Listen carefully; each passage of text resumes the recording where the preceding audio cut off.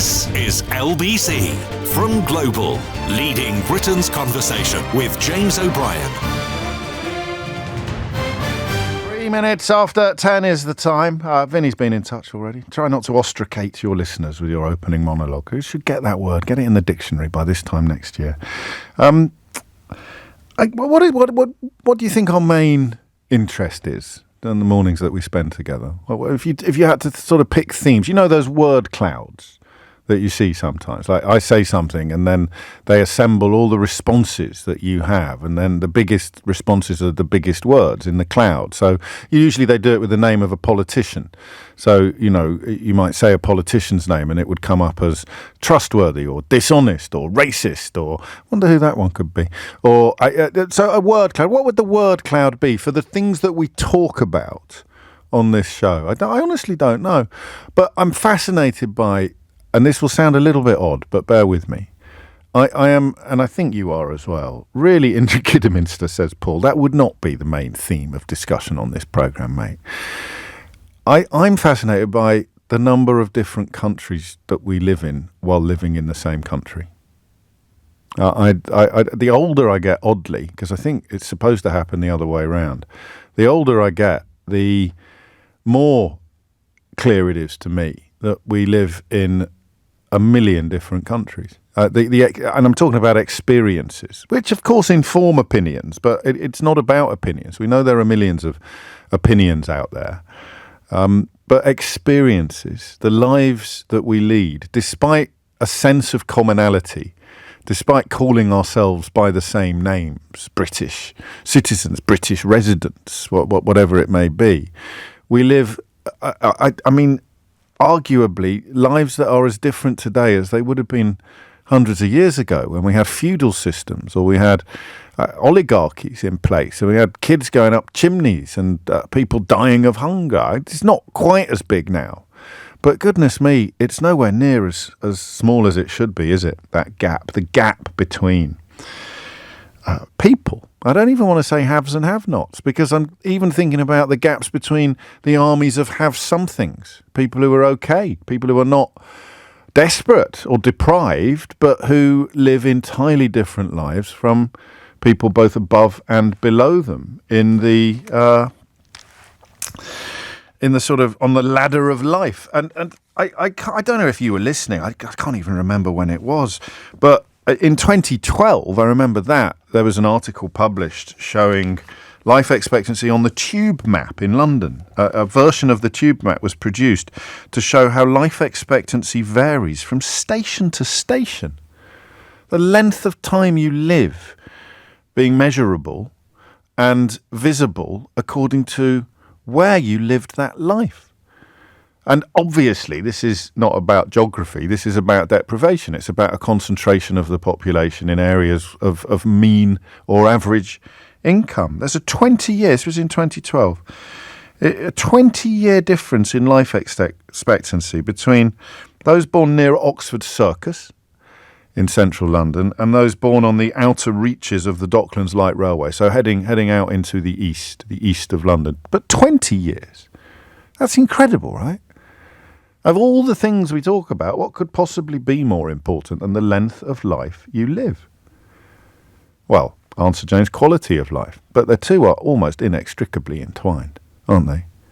All the sort of subjects that we discuss together in the mornings. The idea that you could be 75.3 years average if you're born around Star Lane, and 96.4 if you're born near Oxford Circus. If you're born near Oxford Circus, you're living in some of the wealthiest enclaves in the world. I mean, there's social housing around there, but equally, that's Mayfair, isn't it? That's like that is super smart around there. When people talk to me about immigration from the sort of gammon end of the spectrum, I always think they should have a little bit of a wander around Mayfair and Knightsbridge, and this idea that those of us who live in London, all the richest parts of town in London are, I mean, almost certainly the areas with the highest levels of immigration. It's a bizarre juxtaposition of wealth and ethnicity that prompts people to think that London is somehow immune from the impacts of immigration, when it's actually by far the biggest hub. But anyway, I digress slightly because it's not London that I want to talk about today. It's Blackpool and Glasgow and other towns in the northwest coast of England where you are more likely to have the shortest life in the land. Glasgow was once the title holder. Indeed, it's held the title for the best part of 20 years, since records began.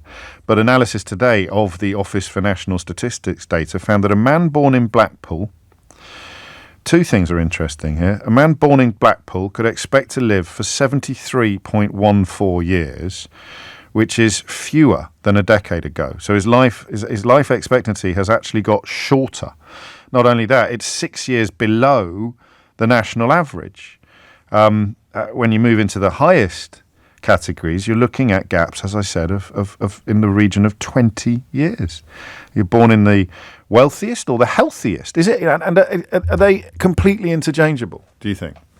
They are, aren't they? Wealthiest and healthiest. I don't want to speak ill of anyone, but I often think of the late Queen Mother when we're having conversations like this, who reportedly enjoyed her first gin and Dubonnet at about 11 o'clock in the morning while watching the racing on the telly. And she lived to be over 100. And I think about that, oddly, often. No, it's a bit like the Roman Empire for other men. I often think, how much does a stressless life of luxury extend your life, even if you've got bad habits, even if you drink too much, even if you smoke, perhaps, although I think that's probably less susceptible to being cosseted by comfort. You'd live to be 100, even if you start in on the gin before the sun is over the yard arm. But it must be. I mean, getting out of bed in the morning, right? If you don't have to get out of bed in the morning, I reckon that probably extends your life a bit, especially if you're living unhealthily and you can then sleep off whatever it is you were doing yesterday that was unhealthy. Apropos nothing in particular, do you know why, historically, criminals and showbiz people would knock about together? This is something I realised. I worked this out for myself when I was working as a gossip columnist. Can you imagine why there was always quite a big interplay between showbiz and crime? You think of the Cray twins and Barbara Windsor, the late Barbara Windsor, and that kind of interplay of showbiz and crime. You saw it in America as well. You get it with the mafia in Hollywood. Part of the reason for that, I kid you not, well, I might be kidding you, but because I came up with this myself, I've not seen it tested or expressed, because they don't have to get up for work the next day. So when you're a gossip columnist, you do have to get up for work the next day, and you find yourself in scenarios with people who don't. So people who are financially very comfortable and don't have to get up for work the next day, there are three main categories: the aristocracy, the criminal hierarchy, the upper echelons of the underworld, and showbiz, singers and actors, people who generally work in the evening. I don't know how interesting you find that, but it fits. You'll think of it now, next time you're reading a story about the Cray twins or the interplay. Well, drugs as well. You know, who can actually handle the biggest drug habits? Answer the people who don't have to get up for work the next day. This doesn't have much to do with the life expectancy differences between Blackpool and Mayfair, but I thought you might find it interesting. What are the factors? People living in Blackpool are not only having shorter lives, but the lives they live are going to be spent with poorer health. So poverty, worklessness and sickness, and one of the highest obesity rates in the country. How often are we returning to obesity as a subject of national importance now? Another story in the news today about those so-called miracle drugs. But the factors there are kind of obvious. But what's not obvious is why, or what's not immediately obvious is why. 0345 6060 973 is as ever the number that you need. I'd like to try, if I can, to do it like this. If you have been socially mobile in your life, or if you simply have the benefit of multiple perspectives on life, what would somebody who is comfortable not fully appreciate about why someone's less comfortable's life will be shorter? I need to simplify that a bit, don't I? Well, maybe I don't. Let's see. 0345 6060 973. What are the things that you think reduce life expectancy that other people on the right side of this divide, on the lucky side of this divide, would be surprised by. Okay? And we'll obviously include things that are unsurprising as well, because you never know what's going to surprise someone, do you? We're all surprised by different things. But if you look at this story, we live in the same country. We call ourselves by the same name. We are all British. And yet, there's a 20-year gap in life expectancy, informed by, not necessarily determined by, because there'll be exceptions to all of these rules. There'll be people dying young in Mayfair, and there'll be people living to 100 in Blackpool and Glasgow and elsewhere. But what would you point at first? Or last, actually, the things that we may not realise. So, I mean, this will sound I've got to be conscious of not being too smug and middle class. It's the first time for everything on the programme, isn't there? But I mean, outdoor space. You wouldn't know it if you'd never had it, would you? If you'd never had no outdoor space, you wouldn't realise what a role outdoor space plays in your life. I was really struck by this during lockdown when we all had to go for walks. And you sort of thought, what do you do if there's nowhere nice to walk? If you live in a kind of urban hellscape. There aren't many urban hellscapes. There's usually little oases of green somewhere around the corner. But it's not yours. So having a garden, all of these things that we wouldn't immediately point at, because a 20-year gap is immense. And that's up and down the country, as well as across each city. There'll be reflections of what happens on the London Underground in all the major cities as you move from the wealthy hubs out to the outer reaches, and your life shortens accordingly. And what I'm trying to do, and the fact that I need to explain this suggests that I've probably failed. What I'm trying to do is acknowledge that thing that we opened with, that simple statement about there being millions of different countries all existing under the title United Kingdom. Millions of completely different lives being led by people who are supposedly part of the same tribe, part of the same population. And I just want to open windows today from one experience to the other. It could be in any direction, because many of us will read these stories, many of us who are on the lucky side of most of these distinctions and divisions will read these stories and will not quite get it. Yes, of course, health, obesity, but why?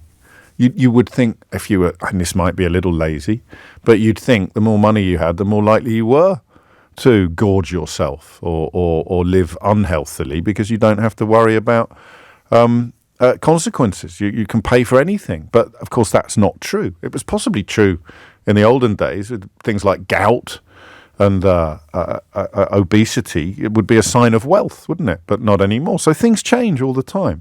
And yet what doesn't change is the correlation between health and wealth. I think gardens, I know that sounds a little odd, but if you didn't realise during lockdown how lucky you were to have a garden or a balcony, just some proper outdoor space, massive distinction. But then, of course, you'll remind me, Blackpool's on the bloody seaside, James. How much outdoor space do you need? There's few things better for the soul than surveying a seascape. I always said big sky. Do you remember? During lockdown, I realised how much I needed big sky. Thing I missed the most, even with a garden and living near a river. Even with all that, all those luxuries, I missed the big sky. First things I did when we were allowed to was get myself out to Norfolk, even before the kids could join us. I went on my own, and because the car was still in London, I'm catching the bus around the North Norfolk coast, walking down to the beach at Hunstanton, and just the size of I'd missed it. It was an emotional moment. And if you've got that in your life every day, I would have thought you'd live longer. Your mental health would be better. And yet Blackpool's by the seaside. There's so much going on here. The inextricable links: stress, diet, wealth, comfort, worrying, security, housing security, outdoor space. This is a programme, if you're new to it, where everyone is welcome. You might be listening to this and thinking, crikey, I'm not the kind of person that rings radio stations, but he hasn't mentioned X, Y or Z. Well, you are the kind of person that rings radio stations, or at least rings this radio programme. 0345 6060 973. Why do you think the gap in life expectancy between different parts of the same country is so enormous? All right? Hit the numbers now, you will get through. It's 10:18. James O'Brien on LBC. It's 20 minutes after 10. There are some, as I said, there would be some obvious and some less obvious suggestions here. I was stuck, writes Harry, in a flammable glass box for the best part of 2 years during COVID. I was lucky. My box was nicer than others. And my garden has provided me with so much that I didn't know I was missing. It really gives my head space to relax. Stuff you didn't know. Joni Mitchell. There's a Joni Mitchell issue here. You don't know what you've got till it's gone. Or you don't know what you haven't got until you've got it, which would have been a less catchy song, wouldn't it? People working 12-hour shifts aren't having good nutritional meals made for them. They're having pot noodles every night. They just don't have the time or entertainment for anything else. What a grind you describe. Although worklessness is a big factor here. So you see what I mean about it being a lot more complicated than you might originally think. I thought worklessness was supposed to be a wonderful life. This is what I've read in the Daily Mail. I've heard various right-wing blowhards over the years telling me that the people who aren't working are living it up, having a life of Riley.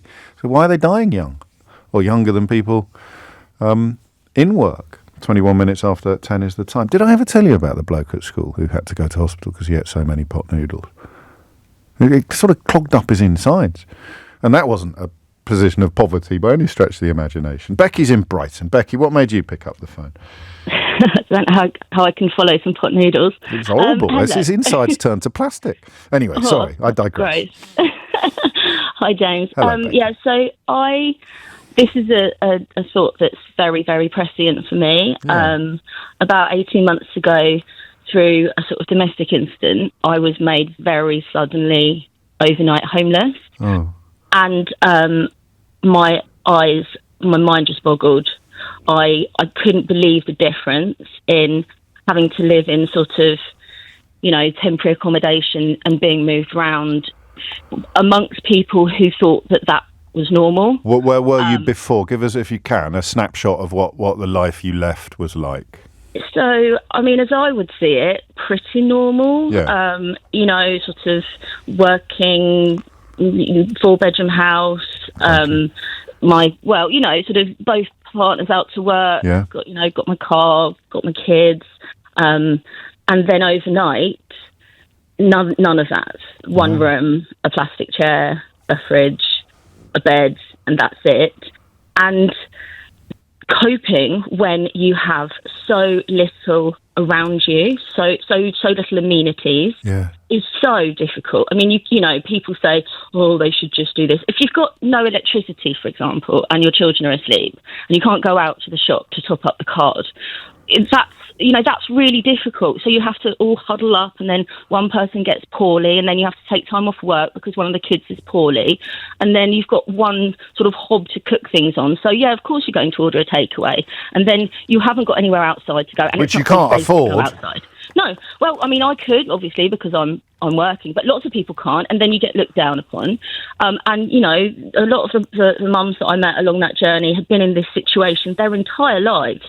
So you're just describing a grind that eats away at you. And God. I mean, what would you have done 2 years ago if you'd tuned into the show this morning? What do you think your reaction would have been? I would have just thought, well, they don't work hard enough. Would you really? It can't be that bad. Oh, I probably would, yeah. I've been so shocked. I've actually started writing a book about it. I was so shocked. The book's called How to Be Middle Class and Homeless. And that's a great title. Thank you. I'll take that from you. And just the way that you are treated by the council, by all of the people that are supposed to be there to try to help, by any interventionist, because that's how society decides those people should be treated. And then it can easily make you feel depressed. You have to be extremely resilient. I was on it the entire time with my MP. Because I know in my professional life how to write a professional letter. I was able to access services, and I'm very eloquent. And I finally landed in a new build 3-bed house again. So I'm rebuilding my life. But that's only since the end of October. What? So at risk of inviting you to state the bleeding obvious, why would this shorten a life? Do you think? Neither of us being medical, but So just as an example, right? Yeah. Living in this house is the first time that I have had a washing machine in 18 months, and previously if you needed to just do some washing, if you've got children and things, you have to get all the washing, put it into a bag, go down to a freezing cold laundrette, find some cash, that's not easy, put that in, stand there in the freezing cold, lug it all the way back. And that's just to do a load of washing. It's the physical effort of it, and it takes a lot of time. And that's time that you're not spending on, I don't know, going for coffee, painting your nails, speaking to your friends, working, doing productive things. It's just the basics. And you're surrounded by other miserable people, and I'm sure that mental health and physical health are so intrinsically linked. Indubitably. And I suppose one silver lining about conversations like this is that is becoming, I think, increasingly irrefutable and inarguable. But we're describing.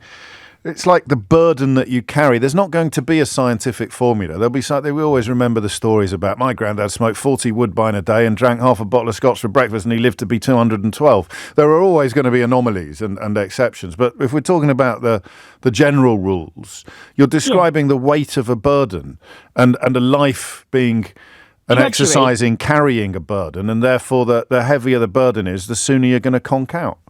Drudgery is grind. how I would describe it. Yes. Almost a Victorian's kind of way of everything that we take for granted in our modern lives, that if you've got a bit more means you can access. Down there you don't have access to that. And the world moves very quickly. And if you can't keep up with things, if you can't get to a doctor's surgery because there isn't one nearby and you don't have a vehicle, you let things slide because you're just doing the basics of surviving. And a lot of people will be thinking now of Maslow's hierarchy of needs, which we'll talk about shortly. Let me know about the book. Keep in touch about that. Let me know how things are coming along. I might be able to put it in front of a couple of people for you if you wanted. But finally, what might surprise people listening about the things that you didn't realise meant so much to you? So the things you've done since October that have made you go, blimey, I missed that and I didn't even notice. So just my small knickknacks, because when you have nowhere to live, they put all your stuff into storage. Right. Having my little knickknacks back, having my mementos of my babies, being able to set up my new place. In fact, I've put initially I had to put a little cosy chair in the kitchen because I was used to living in a place just the size of the kitchen is in my new house, and it felt too big to go and sit in the front room in the evening, so I just curled up in the corner with a book like I had been. I've now graduated to going to safety. Sit in the front room. You mean feeling safe, don't you? You just mean feeling safe and secure, and that's why I wasn't used to it. No, and that's why we put stuff on walls. You're absolutely right. Wherever you are, you try and make the place feel like your own, which means that the worse it is, or the harder it is to mask the conditions that you're living in, or the more you get moved around, the harder it is ever to feel that you've got solidity beneath your feet. Gareth puts it well. He says it's about how much effort is expended on staying still. Or getting better. When you have assets, it's zero. When you don't have any assets, your entire life is dedicated to staying still or trying to get better. It's coming up to 10:30. You're listening to James O'Brien on LBC, where we're looking at a story that may seem, and I thought Becky was extremely honest when she said if she'd been listening to this a couple of years ago, she might have thought that the people on the wrong end of the divides that we're describing were there through the fault of their own. Look, everyone can do things differently. There's always going to be personal responsibility involved in some scenarios, but think about how big a rock is, right? And your job is to push it. What much of right-wing journalism seems to be dedicated to in this country latterly is pretending that everyone's rock is the same size. And therefore, if you can't move your rock, it's because you're not pushing hard enough. Because look, over there's someone kicking their rock around the room, but their rock's tiny. If the rock's huge, moving it is much harder. And moving it exhausts you. And exhaustion ends you early. I don't think it should be complicated, but the reasons for the exhaustion are probably not as widely, as Becky demonstrates. You don't know it until you're in it. Jenny Barsby, how's your headlines? James O'Brien on LBC. Gosh, how many other people like Pat thought of Robert Jenrick when we were just talking about the difference that just a simple feeling of security can have, and his decision to paint over the pictures of cartoon characters at the Asylum Processing Centre for unaccompanied children, unaccompanied child refugees. And he walked into that room and thought it was too welcoming, too warm, too nice. And he nearly became leader of the Conservative Party. Pat in Stevenage pointing out that's why he did it, James. Took those nice pictures down at the asylum centre so that the children wouldn't have any warm feelings at all. 10:33 is the time. Do you want to do a missing word one? This is one with a bit of a difference, because I'm going to add a question to it. Budget was egregious act of self-harm, says who? Who would be the most hypocritical person imaginable to start talking about egregious acts of self-harm in terms of the UK economy? Okay, so it has to be someone big enough to merit a newspaper headline and whose thoughts on business would be sought by, in this case, the Daily Telegraph. But if someone was going to describe something else as an egregious act of self-harm, who would be the most hypocritical person imaginable to think that they were entitled to call anything an egregious act of self-harm after offering their support for something that was the most egregious act of self-harm in the history of developed economies? Who I'm going to put that. Who do you think it was? It's a business person, so it's not a politician. I'll give you that much. Who would it be? 10:34 is the time. What is, in your view, the less obvious reasons why the gulf between, or the gulf in life expectancy just gapes according to where you live or where you grow up? Steve's in Nottingham. Steve, what do you reckon? Hi, James. Hello, mate. Hi, I had to ring because I grew up in Blackpool. Right. And I was born and lived there until I was about 20. And like most of my friends, I got out, moved away, because there wasn't the money there and there isn't the opportunities there. But what made me think when you were talking is the fact that I think when people don't have a huge amount of money or disposable income or opportunities, they place less value on their own life and subsequently their own health. Yeah, subconsciously. I genuinely believe that. You know, like when I lived up, everybody smoked cigarettes, right? Everybody. Right. Yeah. And also, a place like Blackpool attracts people who have health issues, because often people come back to a happy place when they were a child. Oh, wow. Or a place they visited as a child. You know, people escape trouble and they come back to where they think they're going to be happy. So probably the figures in Blackpool skew it a little bit, if you understand what I mean. I understand exactly what you mean. Neither of us can prove it, but I mean, certainly the proliferation of property that used to be part of the tourism trade but isn't needed anymore makes it easier to now the bedsit land, of course. The bedsits to house people who are vulnerable and who possibly have done what you've described and gravitated back towards places of happiness in childhood. And of course, coupled with that, you've got very casual employment, which finishes every September, October. Seasonal, yeah, of course. And then everybody's poor for 3 months, 6. So absolutely security. So I was saying to your producer, the person that answered the phone, producer on the answered the phone. Like, I think 10 years ahead financially. I think how my decisions will affect me in 10 years' time, or how they will affect my children. But people didn't do that where I was growing up. You can't think beyond dinner or tomorrow or the rent at the end of the week or the rent at the end of the month. And of course, you then exacerbate the problem by moving away, because it takes aspiration. They can't be what you can't see. The town that you need to get out of, the population in that town that is in the categories we're describing becomes higher. The percentage becomes higher. It becomes a place of entropy, doesn't it? It becomes a place of stagnation. Absolutely. And people just, in a way, they give up a lot of the time. And if you've given up, then you're going to live less long. When did it start? What was it? Because I mean, how old are you now? You said you got out when you were 20. Because when I was a kid, Blackpool was like Las Vegas. It was a beautiful place. We'd go and see the pantomime and see Les Dawson and go down the Golden Mile. I don't know what it was like in winter, but we'd go for the illuminations. When did it go off a cliff, or was it a gradual decline? I think probably the mid-90s were the last great surge of money in Blackpool. Yeah. Because I'm 50. Right, similar age to me. So we're looking at 30 years of and very, very hard to see what the way back would look like, given the unique status of Blackpool historically and socially. And yet, of course, I mean, as you say, there'll be some skewing, but the general relationship between poverty and life expectancy is pretty clear, isn't it? Absolutely. And when you see it once a year on Strictly Come Dancing, it still looks beautiful. Yeah. But of course, it's creative filming and producing and so on, isn't it? And editing and so on. Yes. But travel two or three streets back from the seafront, and you'll see some real issues. Yeah, and they will be reflected in other towns and cities with high levels of poverty. But I wonder where you would go geographically. I mean, Lytham was historically quite genteel, wasn't it? Quite wealthy. I wonder what the equivalent is of the DLR or the Central Line, where life expectancy diminishes almost by the mile, by the train stop, by the station. Steve, thank you. 10:38 is the time. I said it wasn't a politician. Lots of you are going for Liz Truss. Liz Truss describes the budget as an egregious act of self-harm. You're absolutely right. She would be the most obvious answer to the question of who could be the most hypocritical in that context. But she is technically, I think, a politician, or at least a former politician. Joe's in Elstree. Joe, what made you pick up the phone?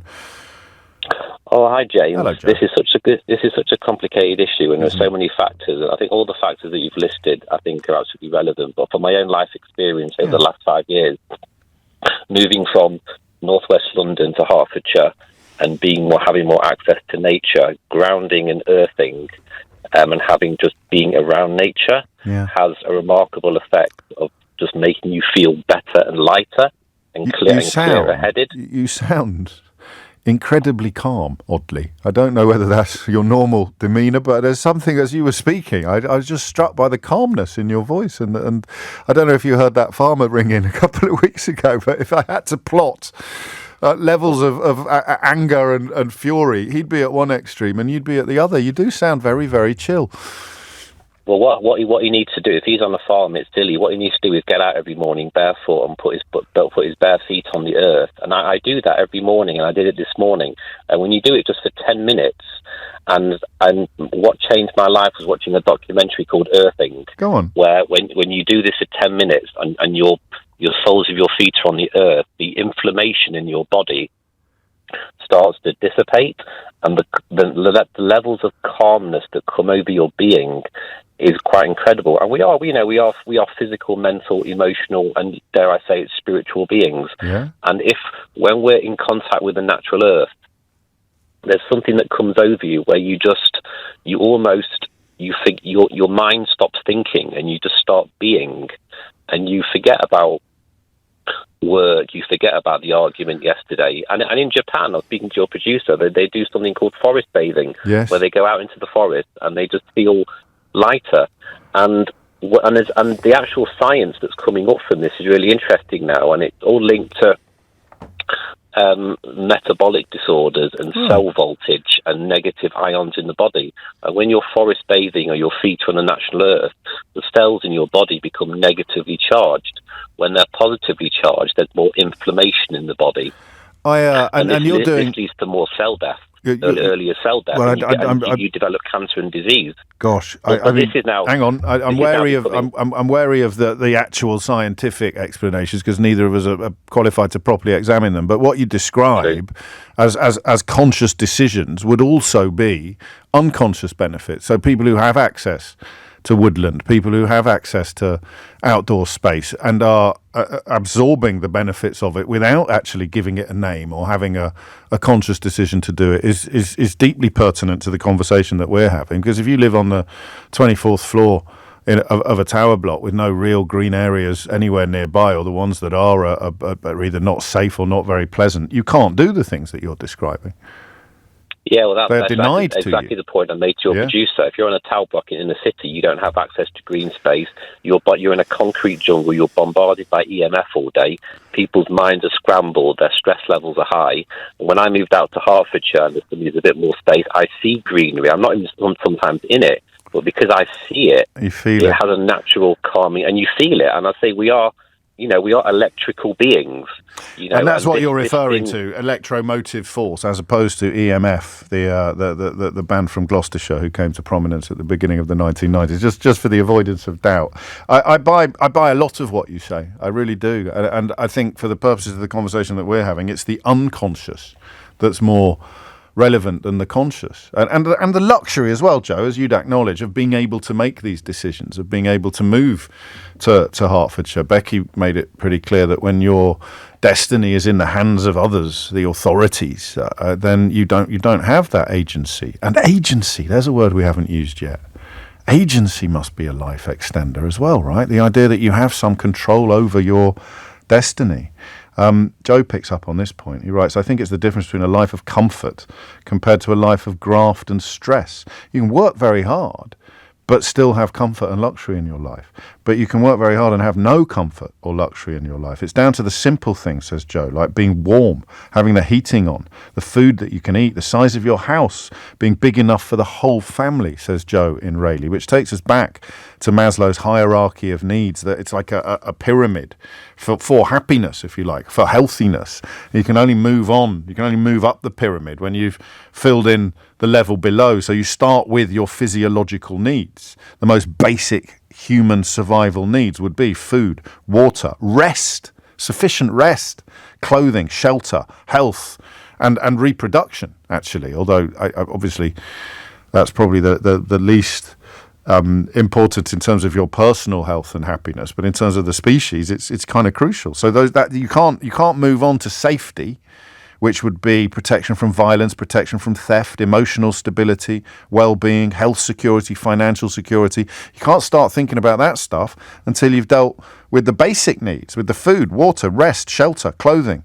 And then you move on to safety. So, you think back to the calls that we've taken and the people who don't have either of those, so which means they can't get close to love and belonging needs. The third level for Maslow's hierarchy is looking at family bonds and friendships. That's what Joe made me think of when he talks about being in a house that's big enough to hold you all comfortably. Physical and emotional intimacy, ranging from sexual relationships to intimate emotional bonds. You can't build that if you haven't got the two levels below sorted, the safety needs and the basic needs, the physiological needs. And then you move on to esteem, which are the ego-driven needs, self-esteem, personal growth, accomplishments, dignity, the belief that you are valuable and deserving of dignity. It's what Steve in Nottingham was talking about. And back in Blackpool, where he grew up, people didn't have the belief that they are valuable and deserving of dignity. And you can't start building that until you've got the first three levels sorted, the physiological, the safety, and the love and belonging needs. So goodness knows how long it would take to get to self-actualization, which is when you start believing that you're fulfilling yourself as a person. The absolute peak of the pyramid. You need education, skill development, the refining of talents in areas such as music or athletics, design, cooking, gardening, being able to do stuff, caring for others, learning languages, traveling to new places, winning awards. The absolute peak of the pyramid. And you can't even get close to it if you haven't got the four levels below at least close to sorted. It's 10:45. James O'Brien on LBC. It is 10:48 and you are listening to James O'Brien on LBC, where the question of life expectancy and its relationship to where you are, where you live, is of enduring fascination. Some of the answers we're getting are less obvious than others. And look, none of it's going to be...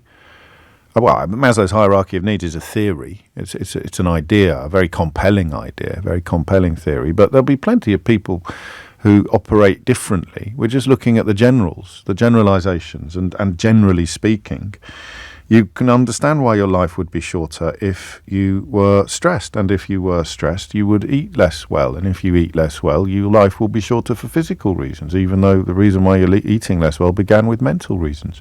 And what I'm particularly interested in is the experiences of people who can make comparisons from within one lived life.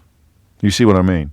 Most of us probably stay on a fairly clean track, probably not veering that far away in adulthood from where we were in childhood.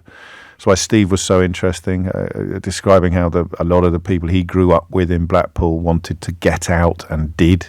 So it becomes a different world. People who've lived in different worlds and can explain why life expectancy in one of them would be so much shorter or so much greater than it would in the other one. It's 10:11. Liam's in Huddersfield. Liam, what would you like to say? Liam? Sue's in Northampton. Sue, what made you pick up the phone? I was somebody who'd always worked in a middle-class job and was used to those sort of employment ways. Yeah. And I worked behind a checkout in one of the major supermarkets for a year. Okay. And what shocked me was just how difficult it was to get a basic medical appointment when you work in those jobs. Because first, you're expected to be there, you're expected to go. you can't just take a day off on a whim, and if you take too many days off, you get sick, you get fat. And it was so difficult. And at that time, you had to call my GP at 8 in the morning to make an appointment. But at 8 in the morning, I was sat behind my till. I wasn't allowed to take a phone on the ground. I wasn't allowed to pop out for 5 minutes to make a phone call. And that would be the common... I don't know if you've got me on speaker or not, Sue. It's quite hard. I can't make out everything you're saying. But and that would be the common experience. I mean, I've worked in retail, and some of it depends upon how nice or how accommodating your manager is. But the bigger the outfit, the harder these rules are cast. It is simply... It's not on the manager's whim whether or not you can take 10 minutes off to try to get a doctor's appointment. Nobody is ever allowed to. No. Yeah, and it was things like if you got a hospital appointment, you're supposed to try and get it on your day off, not on a work day, and that's not easy. I know, and if you've got, as you describe, if you're in middle class work, you can have a word with your boss, and you'll come to a civilised accommodation. And it's self-defeating for the supermarkets, isn't it, to have a workforce that's getting sicker, or a workforce that's unmotivated, or a workforce that's unhappy. But and the other thing is, I'm now retired. I retired at Christmas and did like a lot of people done. I've got a camper van. Yes. It's my only vehicle, and I can no longer park in any parking bay at the local hospital. Now, it doesn't matter for me. I'm retired. I've got time. But if you're a worker with a work van, you simply cannot park. I didn't know that. Yeah. Why is that? They put in height barriers and...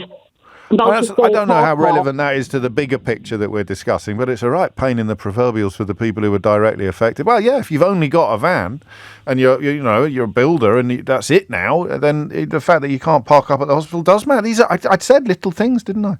Thank you, Sue. Matt actually picks up on the point you made a little earlier. He wrote, "My great-grandmother lived to 96. She always said the secret to a long life was finding the way to have the ability to take a day off." That's exactly what Sue's talking about. If you have money, you can take a day off if you feel a bit naff. I've never seen naff deployed in that context before, but I like it. If you feel a bit naff, most of us have to work through it.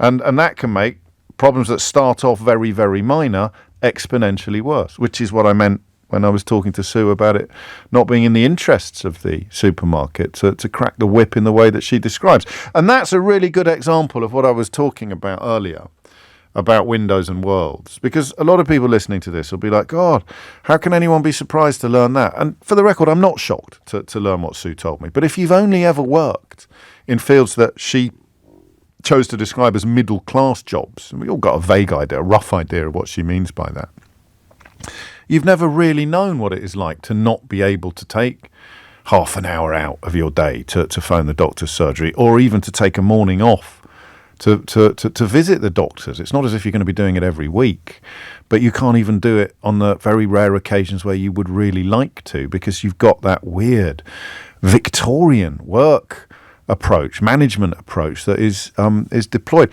and which, of course, they can only get away with, I think, because of the contempt with which working people are treated by the right-wing media, even though they pretend to champion them all the time. Let's try Liam again in Huddersfield. Liam, what's on your mind? Hi, James. Great show. I wish you'd stand for Parliament. I mean, I don't want to see you off the radio, but... You're very kind, but be careful what you wish for, Liam. I just listen. I grew up in the northwest in a wee fishing community north of Blackpool. Right. In a working class community, and I kind of saw the sort of the decline of that community, kind of cast aside, and then later in my working life, done many things in my life. I was a cop. I have in a heads up.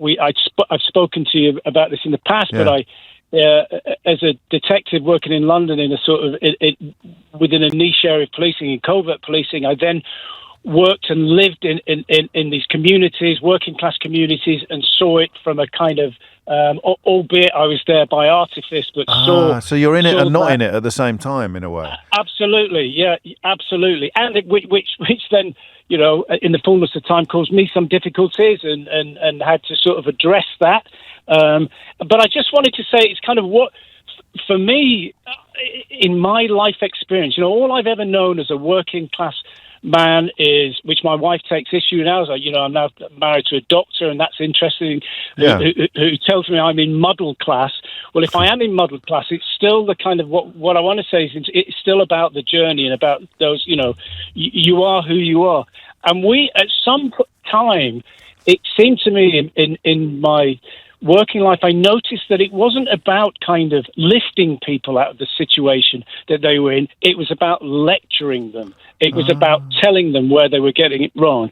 And in doing that, I think you took away that, the agency, as you were saying, and that kind of precipitated this continuous decline. And I have to say, and I know this because I've been there myself, what breaks the human spirit is loneliness. Yeah. And if you don't feel that anybody is listening to you, and that impacts on health. And it doesn't mean you're alone.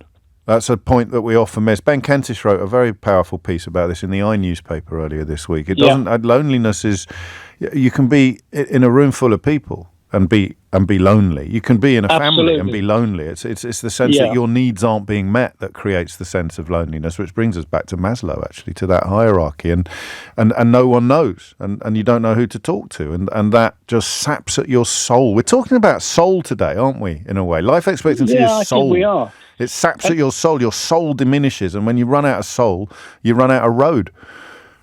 Yeah, well, I mean, in an age where we're told all this, you never had so many opportunities to be heard, to be seen, to make your point. The reality is, I think, we are getting lonelier, and we are, and in that loneliness are huge swathes of society that have been forgotten about, both by sort of in national government, local government.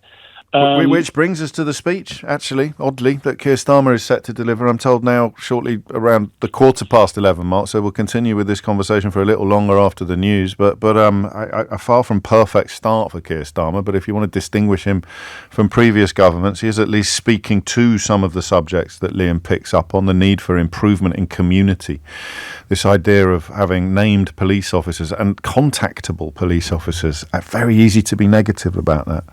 My first thought was that, well, I'll tell you what's going to happen. The same three people are going to be ringing the poor fella up or the poor woman up 20 times a day, every day. But, that we also know what that community police officer said to Theresa May at the Police Federation 10 years ago about how absurd it was to suggest that not having community police officers wouldn't have an impact on crime. So the politics of it is absolutely crucial. The question of whether or not this oil tanker can be turned around is one that isn't going to be answered for a number of years yet. But this plan for change speech, I think we are going to take in its entirety, coming up at about 11:15 today. Keir Starmer set to lay out 6 milestones by which he would like to be judged, 6 promises, and the rough title of the whole shebang is Plan for Change. You're listening to James O'Brien on LBC. That headline, I should tell you, is James Dyson.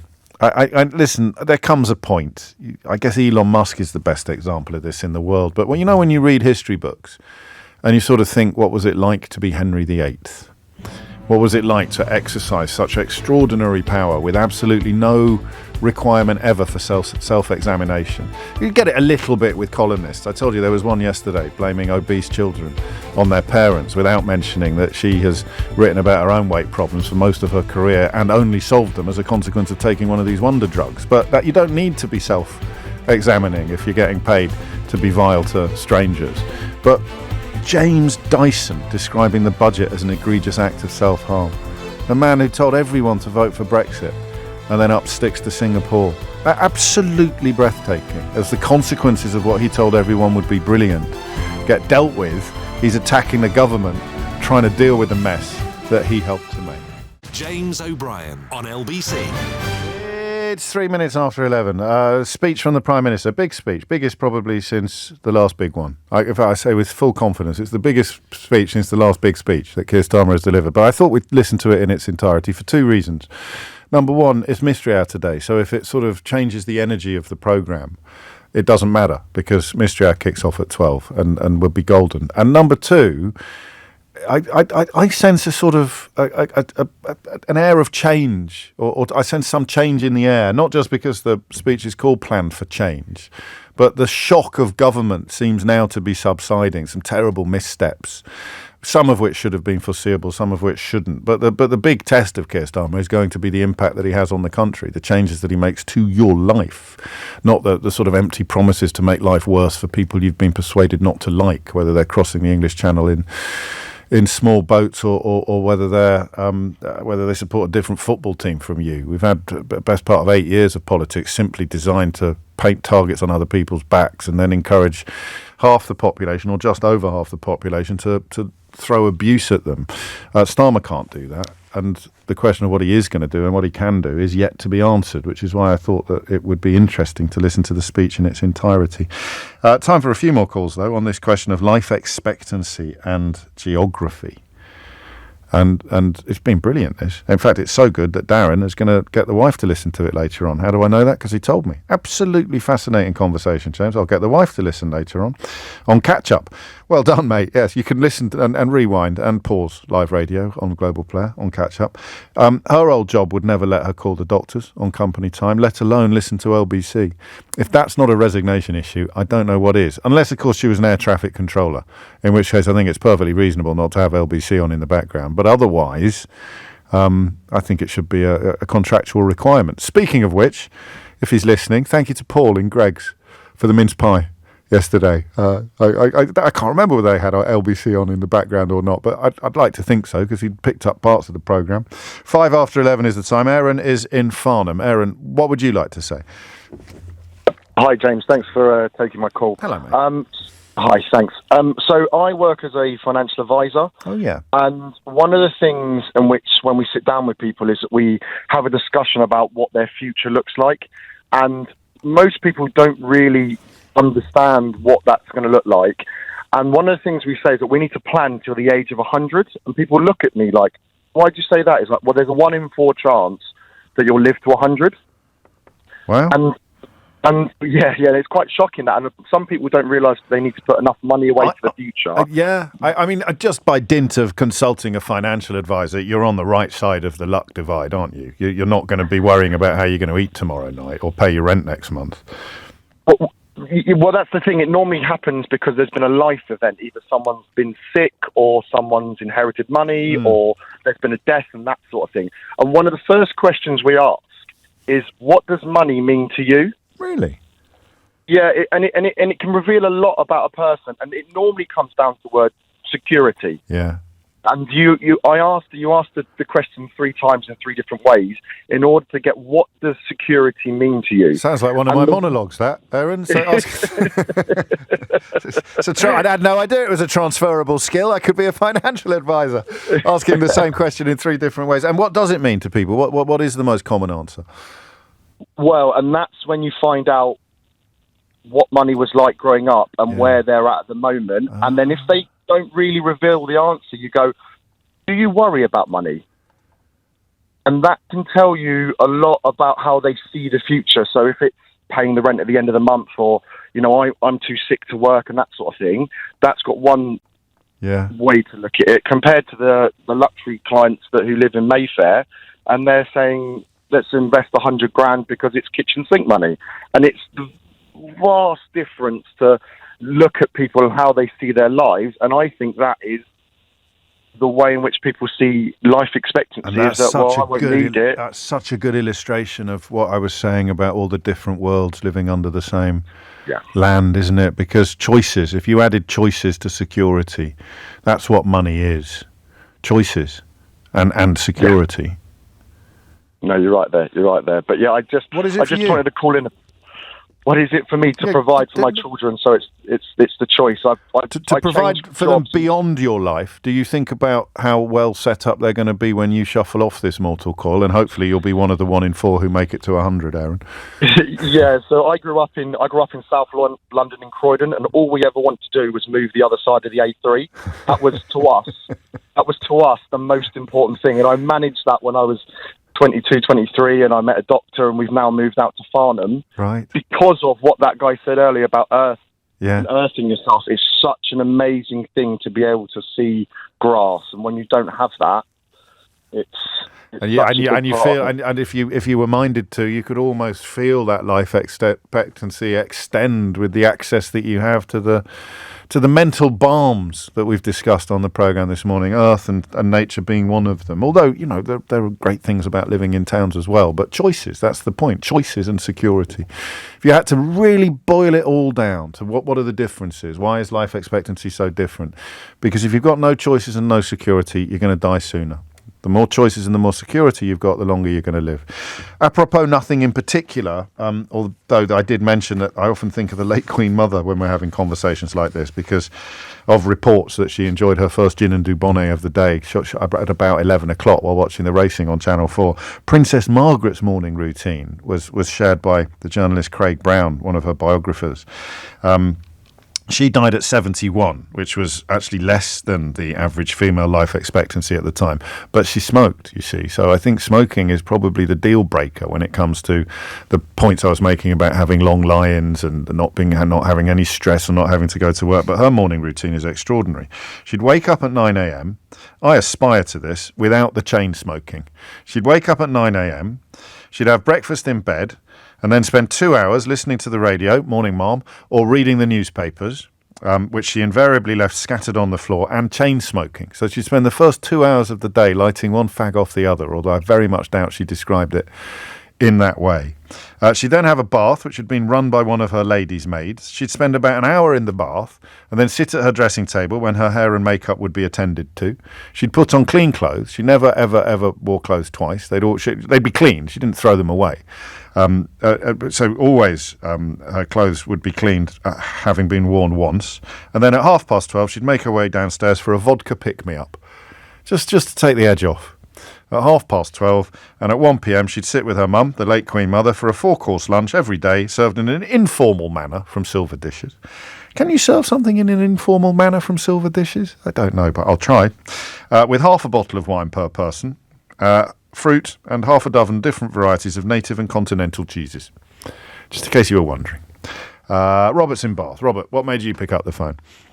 Hi, James. No, I guess I call him because I've had a bit of a weird life. So I grew up very much, weird in the sense of moving between rich, poor, and then back again. So I grew up in East London, didn't go to the best of schools, but actually, because I realised I needed an education but couldn't necessarily afford an education, I ended up joining the military quite young, getting a scholarship. And I suddenly found myself hanging around people that were from very posh boarding schools, and a very different set of people. And actually, I ended up pushing myself quite hard to be a bit competitive. And I ended up doing quite well. Like, I was in the military, I got injured, but then I effectively formed a career in banking for a decade. Okay. And so I went from not having very much to having quite a lot, but actually at the end of it, I ended up burning out trying to maintain it all, and then actually ended up possibly because being sectioned. Oh, mate, I'm sorry. Yeah, sorry, I shouldn't have interrupted. I'll never learn, will I? No bad thing, but it went in like complete turnaround. And I guess the reason I called it is partly the thing about choice, which you have said is, when I didn't have money or ended up on universal credits because I was ill, there isn't much choice in terms of like what type of job you take, where the job is, how good it is, and how does it work for your life. And the same for medical care. I think when I have had the ability to spend, my medical care has been preemptive. So looking ahead and getting blood tests to see, my dad had a number of heart attacks quite young. Right. I've just turned 40. I can have all the tests to see if if there are any precursors. Yeah, and then I can change do something your diet, about it. You can join a gym, you can do lots of things that you wouldn't be able to do without all financial those things, agency. pay for a trainer, get a nutritionist. But so I've gone from one to the other again, and then rebuilding again my life. And really is that ability to well, it's both, actually. So you're clearly, and no modesty allowed on this programme, as you've no doubt noticed, you're clearly an extraordinary person. I don't like it when people say someone who's come from the back streets and made a great success of themselves proves that anyone can come from the back streets and make a great success. That's obviously not true. Call it the Alan Sugar principle. Alan Sugar is clearly an extraordinary business person. So you are an extraordinary person, and out of the ordinary. person, and yet you reach burnout. Whereas if you'd perhaps been raised in the same circles as the people you aspired to be like when you got to, was it Sandhurst or Dartmouth? When you got to Dartmouth, then you possibly would have had firmer foundations. I'm thinking of that that pyramid of needs. You wouldn't have been spooling, as it were, into the universe. Yeah, no, absolutely. I think the thing I look at my life now compared to those, they were taking breaks. They were exactly that. Doing more family. They were looking time, after themselves. They were looking after themselves, not just constantly striving and aspiring. Absolutely, and I think that's the thing, taking care of yourself and knowing to do it and being educated or shown how to do it was something that I have now learned by falling apart. But actually, it wouldn't have come naturally to me at all. I'm glad it all happened because now I've got those foundations, but at the time it was catastrophic. Yes, and probably linked to almost all of the things that we've been discussing today. I'm so glad that you've come out the other side of it, as it were. It's 11:15. Let's take a quick break, and when we come back, it will probably be time for Keir Starmer's speech. James O'Brien on LBC. Started on time. Here is Keir Starmer. Incredible. And Bliss has never spoken in public like this, from a stage like this before in her life. I saw her about half an hour, 45 minutes ago, a little apprehensive, but you absolutely nailed it there, Bliss. Well done, and what an amazing contribution. An amazing contribution you're already making to our country, so thank you for that. And as Anne said, it is really great to be here at the iconic Pinewood Studios, the spiritual home of Britain's film industry. And the leader of the opposition thinks that if you do a couple of shifts in McDonald's, then you can become working class. So by that logic, if I keep coming back here, I could be the next James Bond. But this really is an incredible place. I'm sure you felt it when you came in. Countless Oscars produced here. An engine of growth which supports 8,000 jobs, and more than that, a beacon to the world of British creative brilliance. So I'm delighted to be here to launch our plan for change, because this is about who we are as a nation. How do we project our values, fight for our values, show our strength in an ever more volatile world? But also to show to the British people that their country can still do great things. And to be honest, not just great things, things that they should be able to take for granted, the basic functions of the state. Take the NHS mentioned earlier, because perhaps more than any other institution, it represents the bigger us. Millions owe everything to it, and two of them are here. My family, of course, no different. And I know I've said this before, but I would not be here without the NHS. It's the reason my mum was able to have children when she was first told, aged 11, that would never happen. And that's because the NHS never gave up on her. And behind every single door in this country, there's a family with their own version of these stories.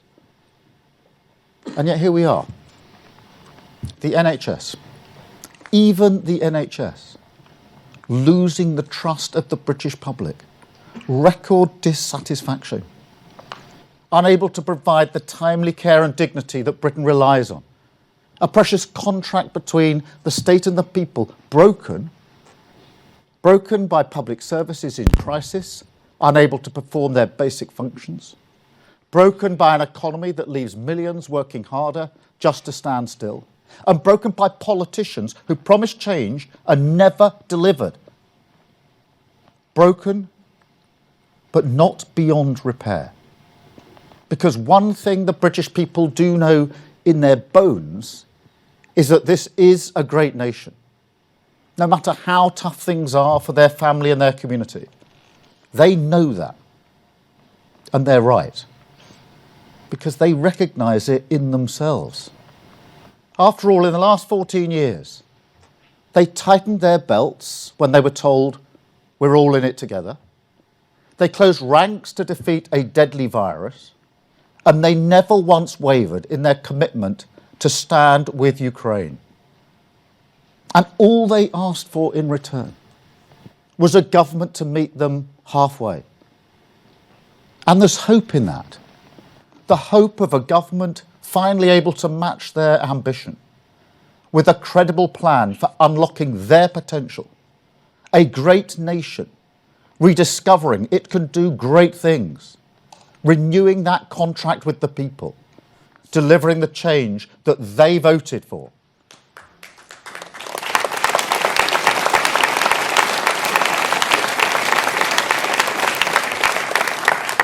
But that's the catch, isn't it? The purpose of this government is to make our public services and our economy work for working people, strengthen our country in a world that increasingly preys on weakness. It's a cause that demands nothing less than the full power of government. Yet that's precisely what's broken, isn't it? As I've said a number of times, fixing the foundations is like finding damp in your wall. You can paint over it and get the hairdryer out and dry it. All done that. Hope it goes away. Or you can strip it out, rip out the plaster, and deal with the problem once and for all. But unless we fundamentally reform the way government goes about its business, unless we first change how we try to change the country, then the hairdryer is all we've got. And this is a big job. Prisons overflowing, the NHS on its knees, a £22 billion black hole in our public finances, which, to put that in context, is nearly half of what we spend on defence of our country. Now, I don't want to use that as an excuse. I expect to be judged on my ability to deal with it. And the work of change has begun. £25 billion invested in the NHS. Asylum returns up 53%. The minimum wage raised by a record amount. Stabilising the economy, fixing the foundations, clearing up the mess so we can take the country forward with our missions. Now, that doesn't happen by accident. There's no investment in our public services without difficult decisions. No solution to the housing crisis without approving controversial development. And no taking our country forward without levelling with you honestly about the trade-offs we must face together. Now, the path of change is long, it's hard, there are a few thanks in the short term. But mark my words, with this plan for change, we will stick to it. Country first, party second.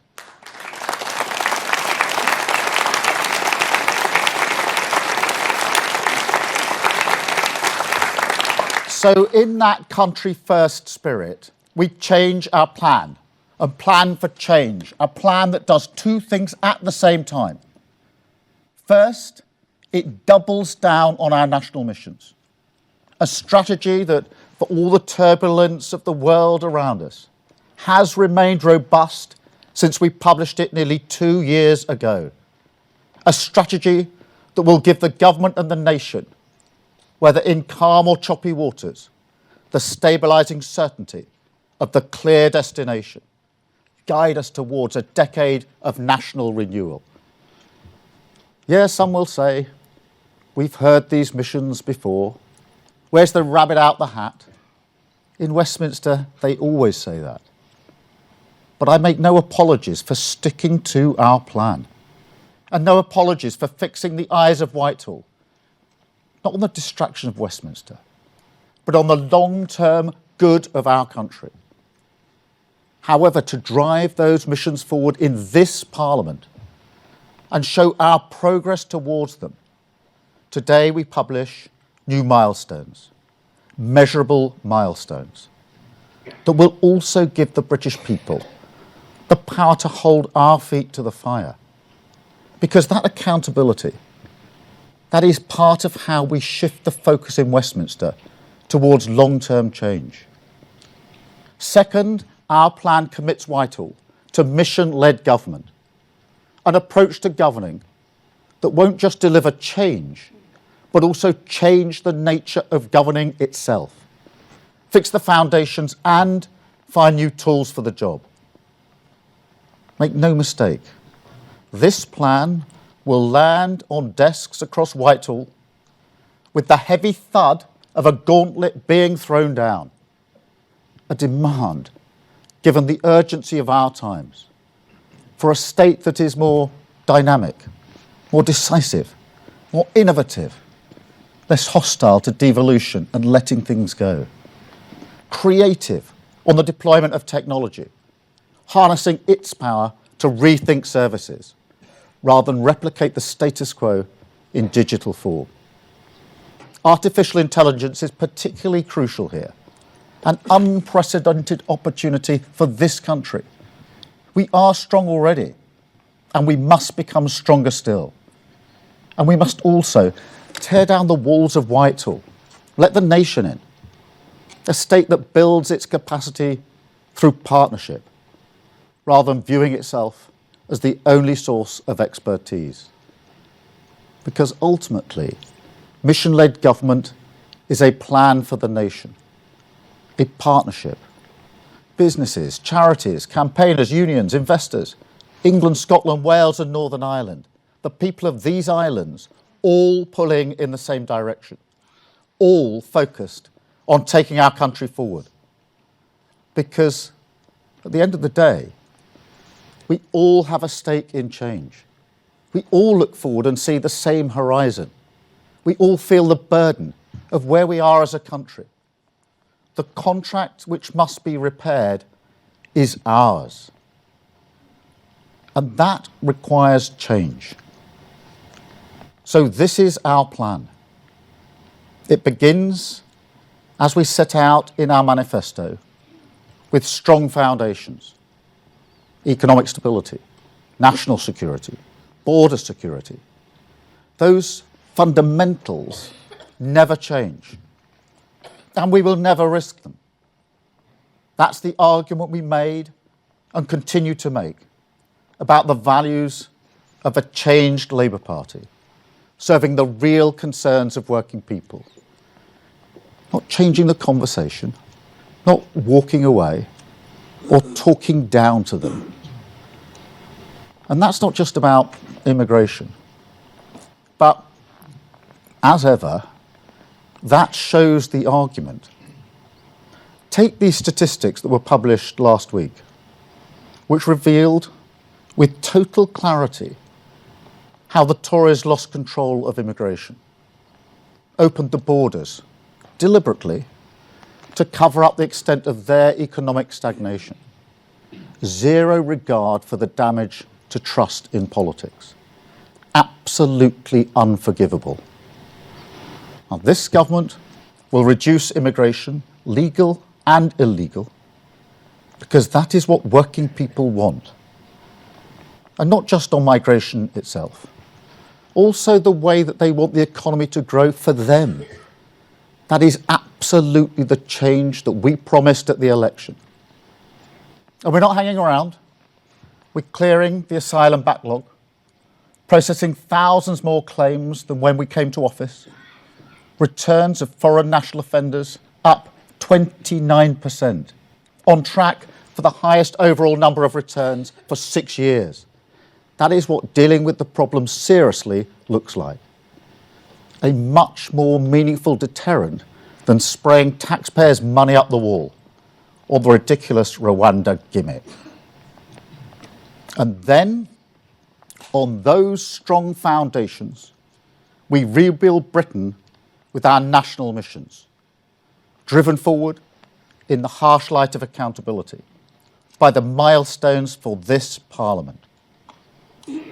1, higher living standards in every region of the country as we target the highest sustained growth in the G7. so working people have more money in their pocket. The burden of the cost of living crisis no longer intruding on the joy of their family life. 2, Britain rebuilt with 1.5 million new homes.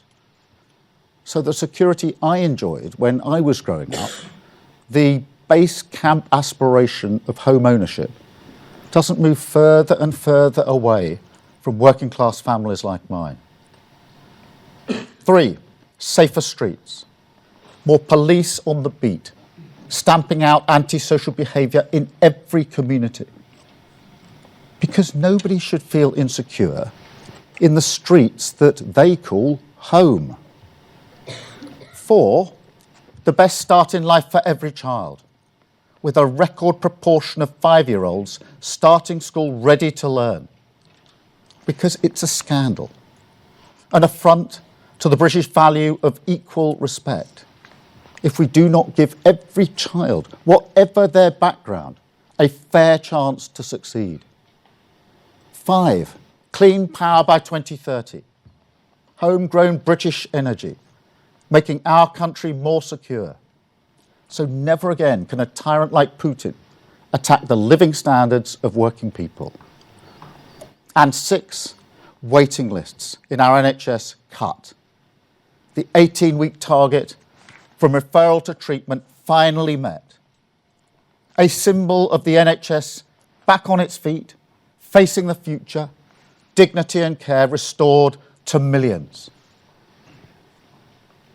Now, some people may say, that's pretty brave. You've seen the books now. You know how hard that NHS milestone is. Building 1.5 million homes is ambitious, perhaps a little too ambitious. And look, I'll be honest, they're right. We face an almighty challenge to hit these milestones by the end of this Parliament. Like I say, we're starting from ground zero. Waiting lists over 7 million. Housing starts and permission the lowest for a decade. 1 in 3 children not ready for school at the age of 5. And that's kids in reception who aren't starting to read. They're struggling to speak.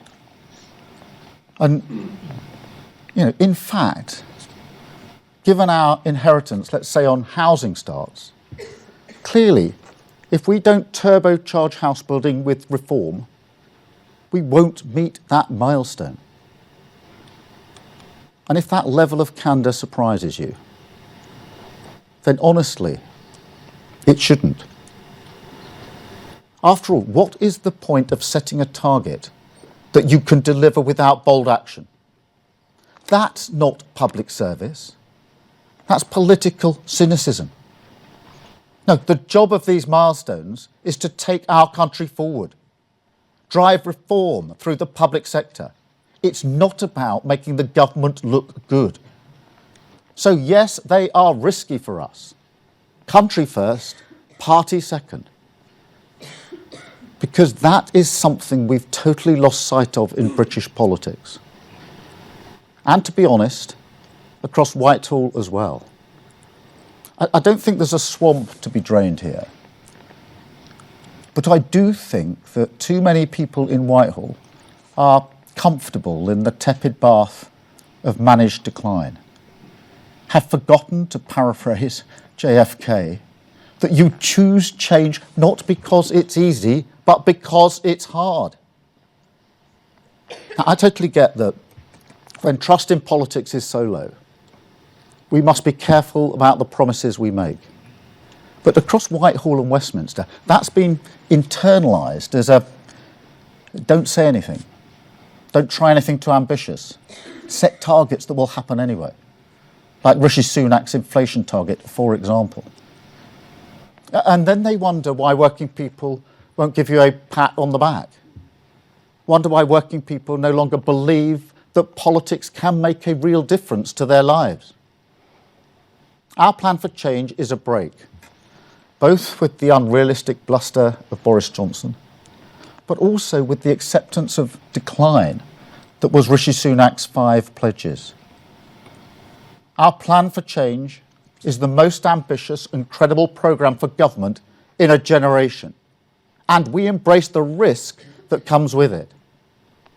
Because if there was no jeopardy, if there was no resistance, no blockages or impediments for us to remove, then as sure as night follows day, that would be a sign that we're not serious about delivering change. And I will never do that. The mandate was for change, and change is what we will deliver.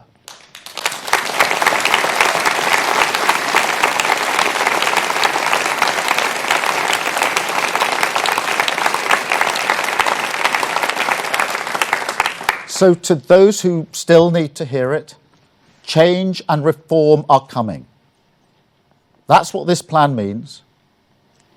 Productivity in the public sector is 2.6% lower than this time last year, 8.5% down compared with just before the pandemic.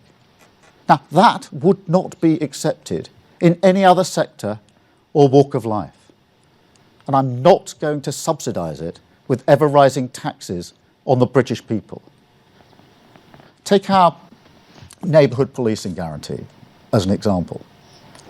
That will deliver 13,000 extra neighbourhood police, visible on the beat, cracking down on antisocial behaviour, a named contactable officer in every community, a relief for millions of people scared to walk their own streets. That pledge is only made possible because we're matching investment with reform, standardising procurement, streamlining specialist capabilities like digital forensics, ending the madness of each of our 43 forces purchasing their own cars and their own uniforms. Or take our planning system, a blockage in our economy that is so big it obscures an entire future, stops this country building roads, grid connections, laboratories, train lines, warehouses, wind farms, power stations, you name it. A chokehold on the growth our country needs, suffocating the aspiration of working families. I mean, you walk around our country, you look at our infrastructure, and it is clear almost immediately that we have long freeloaded off the British genius of the past because we won't build a future. We haven't built a reservoir for over 30 years.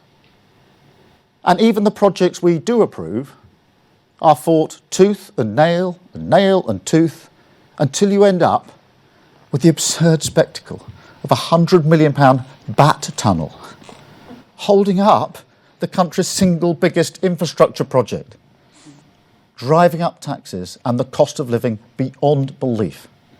And I tell you now, this government will not accept this nonsense anymore. We will streamline the approval process in the forthcoming planning and infrastructure bill. And driving through reform, I can announce another new target. Not just 1.5 million homes, but also 150 major infrastructure projects. A milestone that will triple the number of decisions on national infrastructure compared with the last Parliament. And just as importantly, will send a very clear message to the NIMBYs, the regulators, the blockers, the bureaucrats, the alliance of naysayers, the people who say, no, Britain can't do this. We can't get things done in our country. Well, we say to them, you no longer have the upper hand. Britain says yes. Because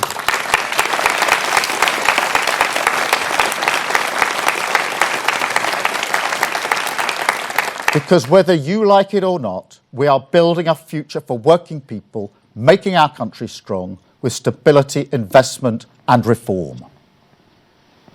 And we're building it with urgency because there's no time to lose. Everyone can see there's a growing impatience with traditional politics. Everyone can see how people are tired with those who fail to get the job done. Now, populism isn't the answer to Britain's challenges. Easy answers won't make our country strong. But nobody can deny that this kind of politics feeds off real concerns. In fact, that's the crux of the matter. People haven't become radical ideologues. We are still, in our values, a pragmatic nation. What people want from their politics, that hasn't changed. They want a stable economy. They want their country to be safe, their borders secure, more cash in their pockets, safer streets in their town, opportunities for their children, secure British energy in their home, and an NHS that is fit for the future. And that is why we've set these missions. Missions to make our country strong. Missions to make working people better off. Missions this government will deliver.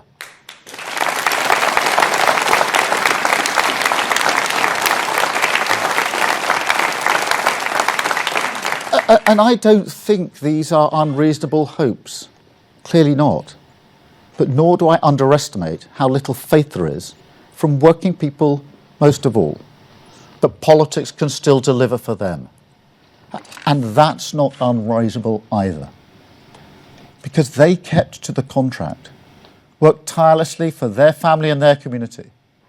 But the previous government never kept their side of the bargain. And that is what we must change. That is what these missions add up to. I don't want to give you the whole story about my parents all over again. But no matter how tough life was growing up, they always believed that if they worked hard, Britain would be better for their children. You can call that hope. You can call it security. You can call it aspiration. In the end, it amounts to the same thing. It's a feeling, a belief, a confidence that allowed working class families like mine to raise their eyes, to look forward and build their lives around the future. People can call that sentimental if you like, but I am convinced that if we unlock that potential, there is so much power in this country. I'm convinced that if we get these missions right, we can make our country stronger. I'm convinced that if we can show that politics can change Britain for the better, then we can face the future with confidence. A country secure in its values, determined to walk through the storm and build a new Britain with 1.5 million new homes, neighbourhood policing in every community, children starting school ready to learn, a more secure energy system, living standards raised, people better off, more cash in their pocket, more freedom to enjoy their family life, and dramatically cut waiting lists. That is my plan for change, the driving purpose of this government, and we will stay the course. We will fix the foundations, repair the damage, reform government, and rebuild Britain through the power of change. Thank you very much. Thank you. We're expecting some Q&A from journalists. Well, the Qs will be from journalists and the As will be from Keir Starmer. So we'll stay with that, but never fear, Mystery Hour will be here at 12 noon. Thank you very much. You're welcome.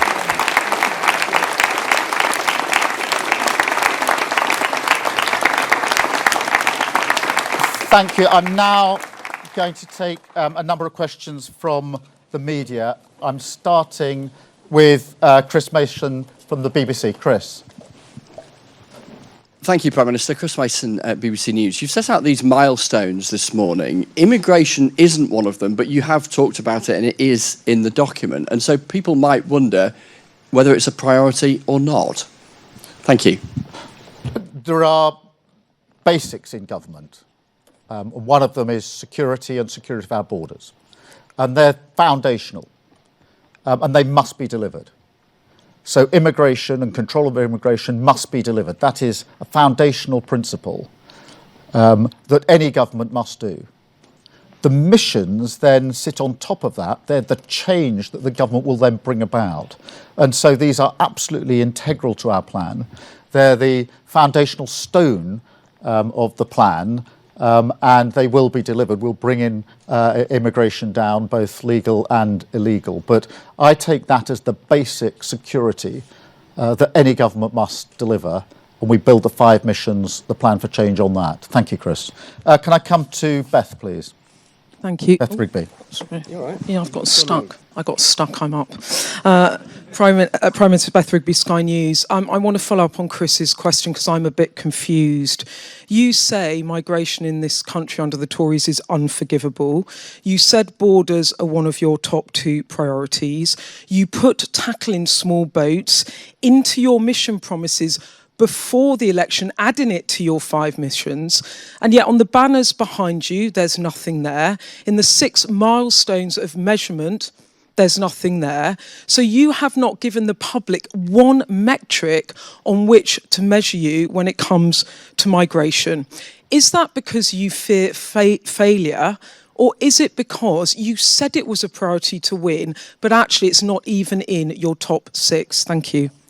No, Beth, the way we've constructed it is that there are foundational things that a government must do, and they are based on security. So national security is obvious, but border security is equally obvious in my view, and that's why I've said we are committed to bringing down immigration, both legal and illegal.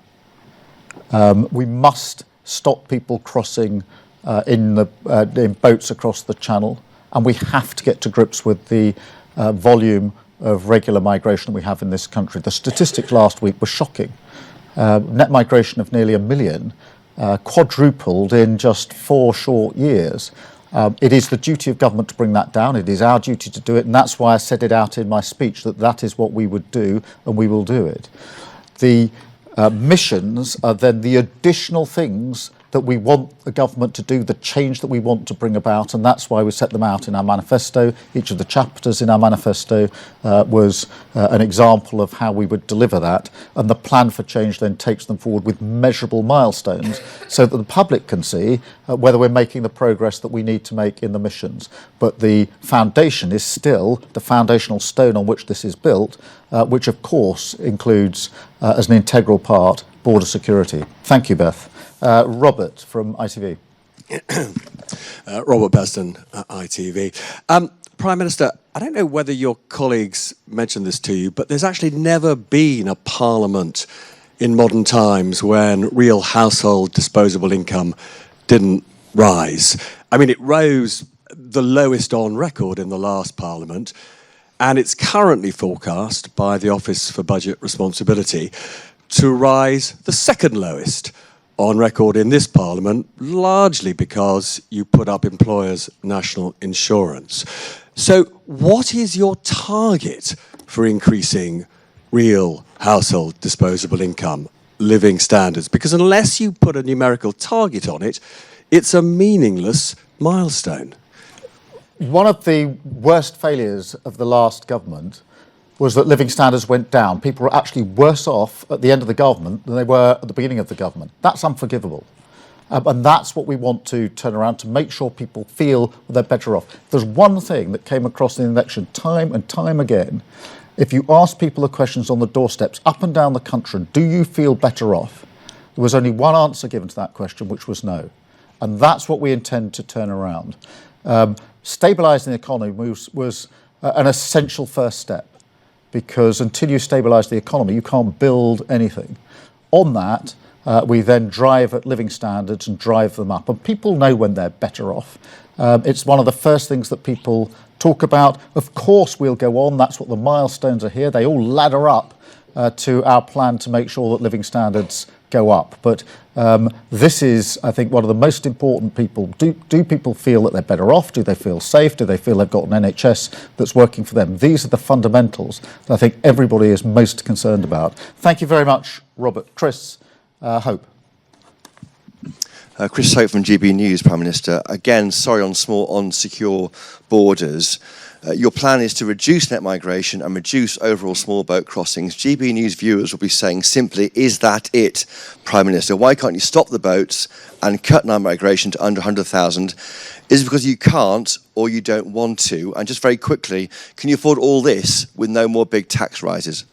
Look, Chris, we are going to drive down migration, both legal and illegal. That will only be done with a serious plan. We had a gimmick for a number of years called Rwanda.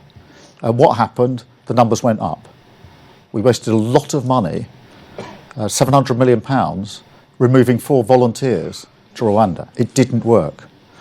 The only way to make it work is to smash the gangs that are running the vile trade. And that's why we've invested so much in setting up the command that is needed to do that, and with the enforcement action that follows through. And as you know, there was a very significant arrest just the other week in relation to the work that we are doing. That is how you do it. That is serious. That is a government that absolutely is getting to grips with this. Same on legal migration.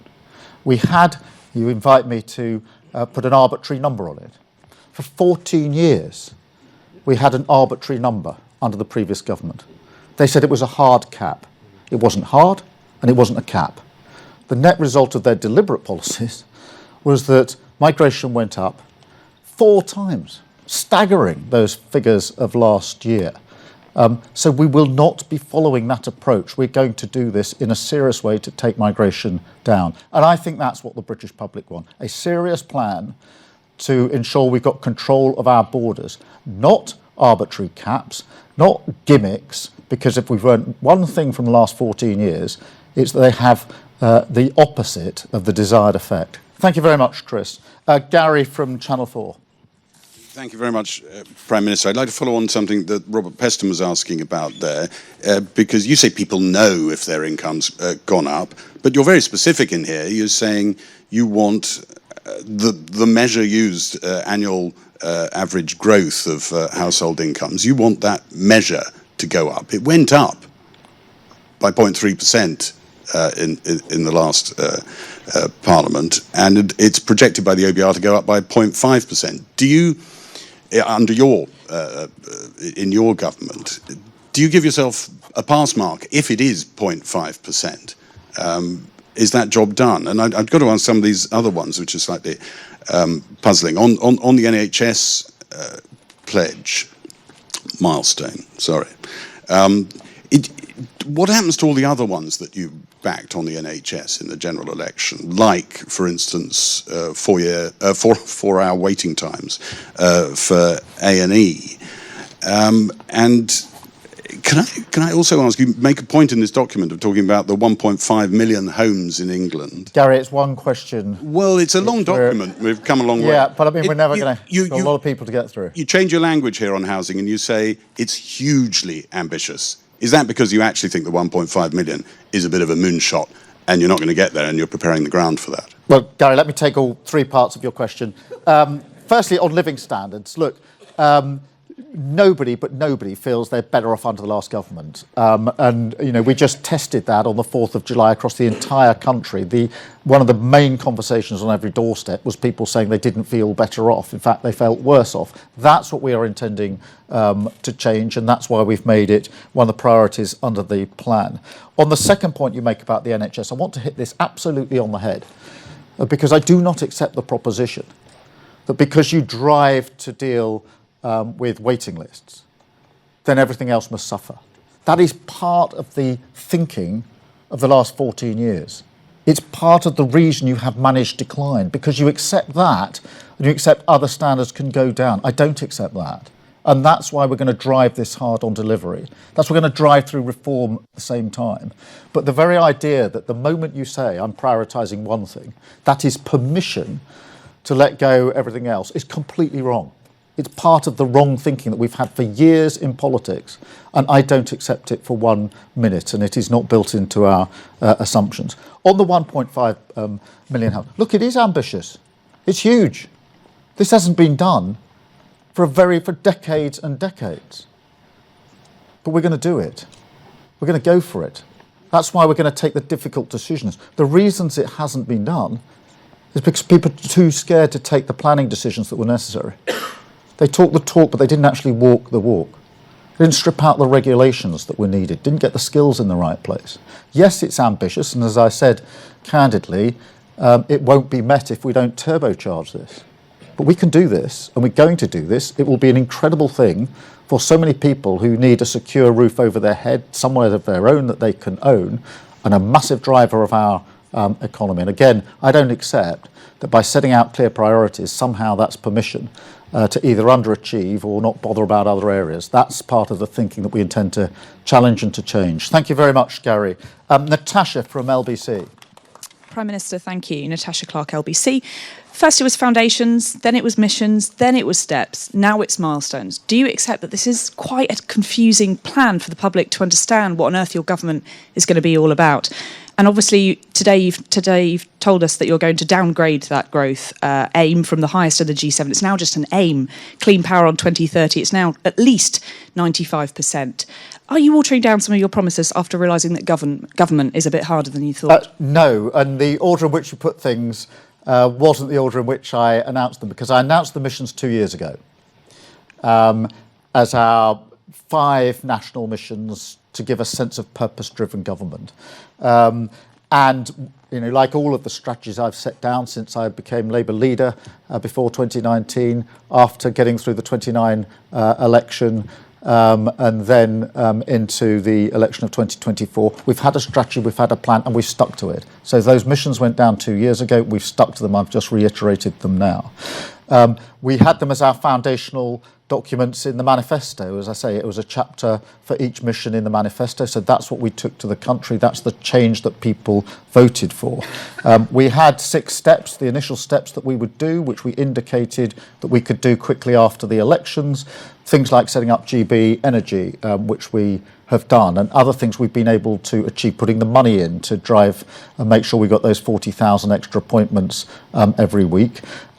We then passed the budget to make sure we could stabilise the economy, and now we set out the milestones so that people can measure, are we making proper progress on our missions, back to what we said 2 years ago, and what will it feel like for me? Will I have more money in my pocket? Will I be able to get an appointment at the NHS when I need it? So these are, if you like, something for the public to use to hold us to account on what we say we can achieve on the missions in the first 5 years. And I'll be absolutely straight about, it is also designed to push and drive the reform that we're going to need if we're going to ensure that we bring about the change that's so desperately needed. Thank you very much. I've got Eleanor from the Eye. Eleanor. Hello, Prime Minister. Eleanor Langford from the Eye paper. Labour previously stated that it was going to achieve 100% clean energy by 2030, but this document today only puts that at 95. Is Labour rowing back on its clean energy pledges? No, the clean energy pledge is today exactly what it was in the election. That has always been central to our mission. It's a bit like the 1.5 million homes. It's really difficult. And when we first set it out 2 years ago, and started our conversations, almost everybody we spoke to said, that's tough. But then when we developed those conversations, people said it can be done, but it can only be done if it's turbocharged. So there's no watering down, there's a doubling down on the determination to achieve it. Thank you very much. Martin from the Express. Thank you, Prime Minister. I'll have another stab at immigration. I'm still not sure what your actual plan is to tackle illegal crossings, which are up since you've become Prime Minister, the asylum bill, which is up since you became Prime Minister. And Brian Bell, Chair of the Migration Advisory Committee, said at the weekend that we should expect a norm of net migration of around 350,000 per year. Do you agree with that? Well, the only way to tackle illegal migration effectively is to take down the gangs that are running it. They're making a huge amount of money in order to put people on boats across the channel, and we have to take them down. That's why we've set up the Border Security Command. That's why we've striking agreements with other countries. That's why I'm investing a lot of my time face-to-face with leaders to make sure that that law enforcement is coordinated and we have the collaboration. I've done this before. I was Chief Prosecutor for 5 years. We had then, in my time, to deal with terrorist gangs who were also operating across borders. We had to deal with gangs that were moving drugs and guns across borders. And we did it by collaborating and coordinating. I've never accepted, and I won't accept, and I've said this before and I'll say it every day, I've never accepted that apparently we can deal with terrorist gangs, apparently we can deal with gangs that are running guns and drugs, but apparently we can't deal with those people who are running this vile trade. I don't accept that. And I think that's the serious answer to this problem. Not a gimmick that made absolutely no difference and cost a fortune. And so that's how we have to take down the gangs that are running the trade in the first place. On the asylum costs, of course we've got to bring them down. We've got to process the claims. Because the last government didn't stop the boats and didn't process the claims. They've got record numbers of people who are stuck in the middle, having to be accommodated at the taxpayer's expense. That was a ridiculous way to run the country, and we're going to change that. Thank you very much. Can I have Anna from the FT? It is 12 noon. You are listening to James O'Brien on LBC, and Mystery Hour waits for no man, and indeed no Prime Minister. James O'Brien on LBC. 4 minutes after 12 is the time. Well played, Roddy. Says, oh, thank goodness, James. For a minute, I thought it was going to be Prime Ministry Hour. Prime Ministry Hour. No. Oh, it looked better written down, didn't it, Roddy? I like this as well from Isaac. I know you don't take Mystery Hour questions via non-phone methods, but I would love to know why the BBC and Sky News decided to use their questions to ask about immigration. You expect it from GBBs and The Express, but not from actual journalists. Well, Isaac, the answer is that if nobody can make a meaningful counter to the endless rhetoric about immigration, then eventually it takes over the whole world. And every political party in the country now, with the possible exception of the Liberal Democrats, are just competing on how critical they can sound or how opposed they can sound to the prospect of immigration. They'll just argue about levels and numbers, and the BBC and Sky News have been cowed into cooperation in that whole prospect. Luckily for you, there's a book you can read that explains what would happen if that battlefield was left unmanned. It's called How to Be Right, and it's by me, and it's available for $1.99 on Kindle for the whole of December, so there's no reason whatsoever not to buy it for yourself as a little early Christmas present, or for someone you hate who's wrong about everything. It might help them sort of unpick some of their problematic positions. It was great, wasn't it? I love this from Tony. He writes, isn't it nice when Natasha asks a question? You kind of feel, oh, I know her. That's from Tony in Bishop Stortford. We did a little cheer. It was a great question as well. Probably the best, actually, I'd have said, of the bunch. Quick reactions. Sheila Fogarty will be taking your calls from 1 o'clock today, and Natasha will be joining her, so proper post-mortem of that speech. If it was any day other than Thursday, obviously we would be doing that as well. But I don't want to... It'll be a Michel Barnier situation if I cancelled Mystery Hour on a day like today. It'd be a vote of no confidence. I'll be out of my ear by tea time. So I'll just rattle through a few texts before we hit the phones for the first questions of the week. I hate this rubbish, says Grant. Announcing a plan doesn't mean you have achieved anything. I suppose that's true. James, it sounds like we finally have a grown-up in the room, says Colin. One thing I did notice with my texts, and I'm not clever enough to be able to do this chronologically, is that your reactions warmed as the speech went on. So it started off quite negative. But as it went on, in fact, a few people going, all right, I take it back, it's getting better now. Steve wrote that, literally. So anyway, I'll rattle through a few more. What a breath of fresh air to hear a PM talking positively and with a vision for the future and with genuine ambition. I am dismayed, writes Danny, by politics and have been my whole voting life, but I felt a sense of encouragement from the Prime Minister's speech. I do hope he delivers. John says he's not a natural orator, is he, James? I'm trying to listen, but I'm losing concentration and falling asleep. Chris says, I don't like how we keep saying reform. That's become a dirty word in my mind. You might have answered your own question there, Chris, actually. I don't think it was accidental. Franz writes, hi, James, better set your alarm in case you fall asleep. You don't want to miss Mystery Hour. Well, we're here now. We're on the other side, Franz, and I didn't. Fantastic address by Sir Keir, says Adam. Actually emotional listening to this powerful and passionate promise.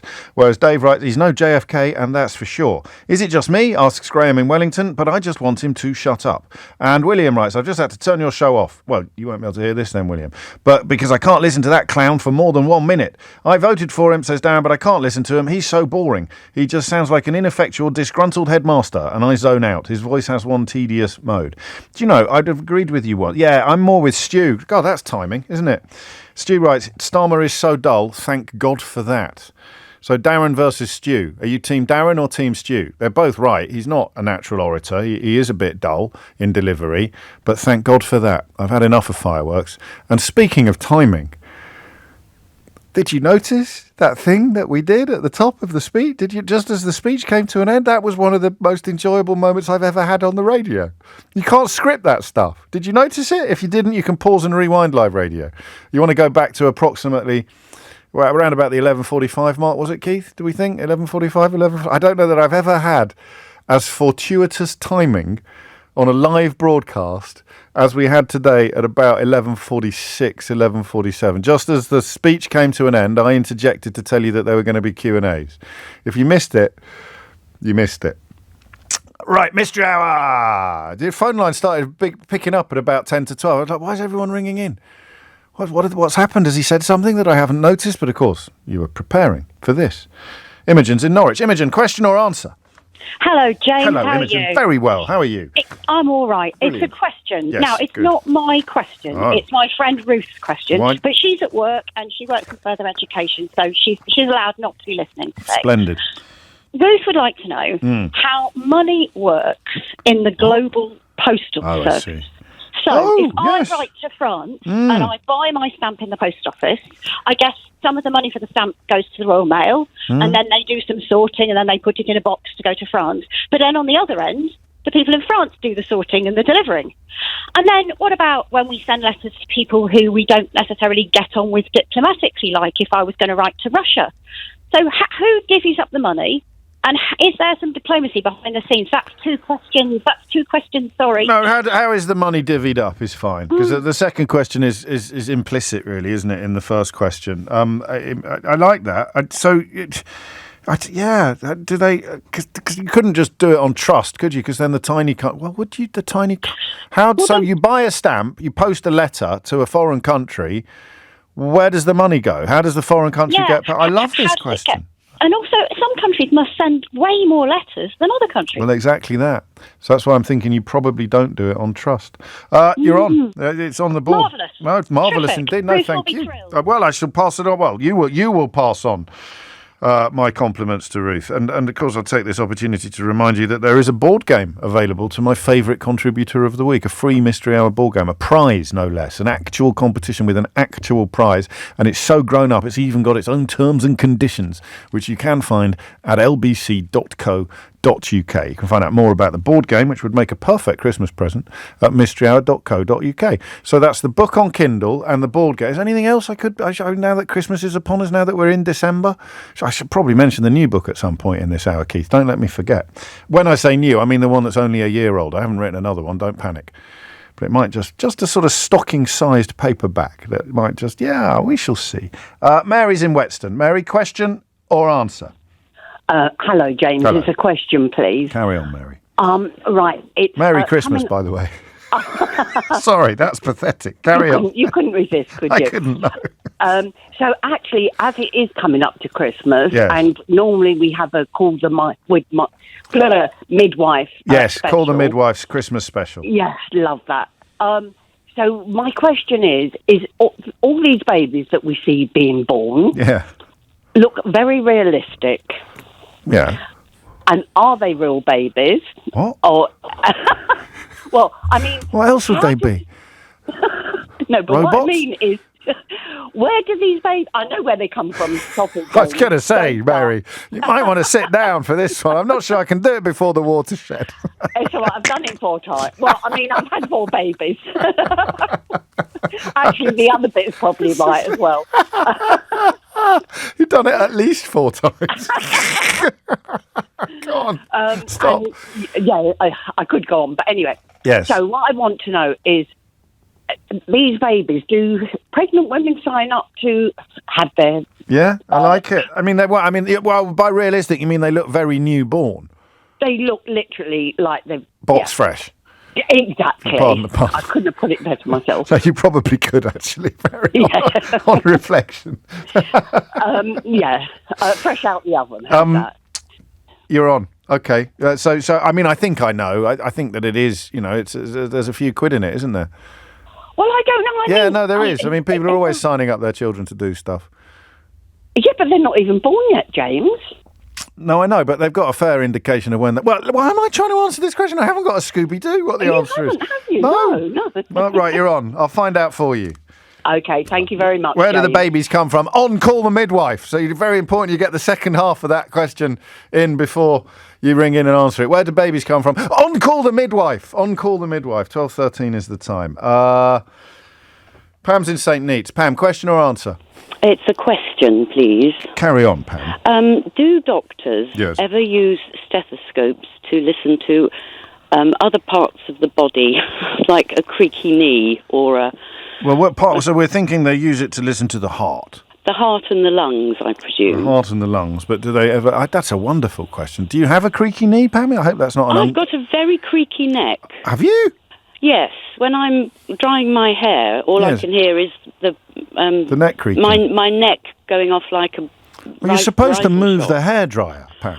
Well, I know, but I think I can only hear my neck making such a racket. I've got a creaky knee. In my head. Of course. Yes. I'm drying my hair.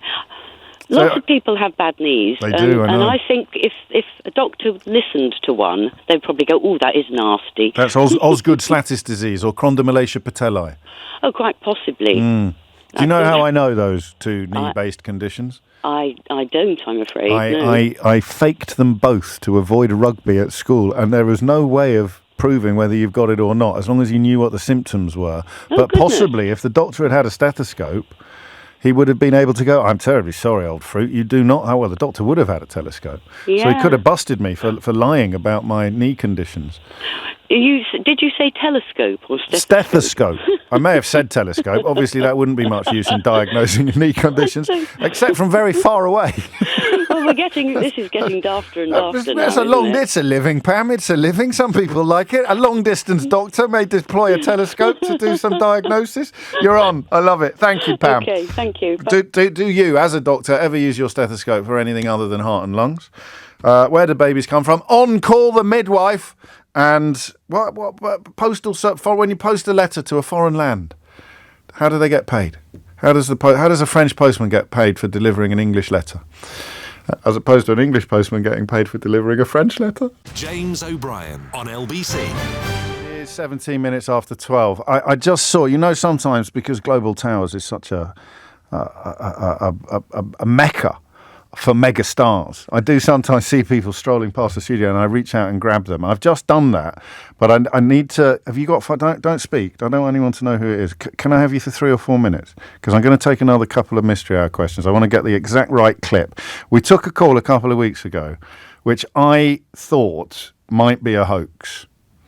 And not only did I think it might be a hoax, I thought I might know who had done it.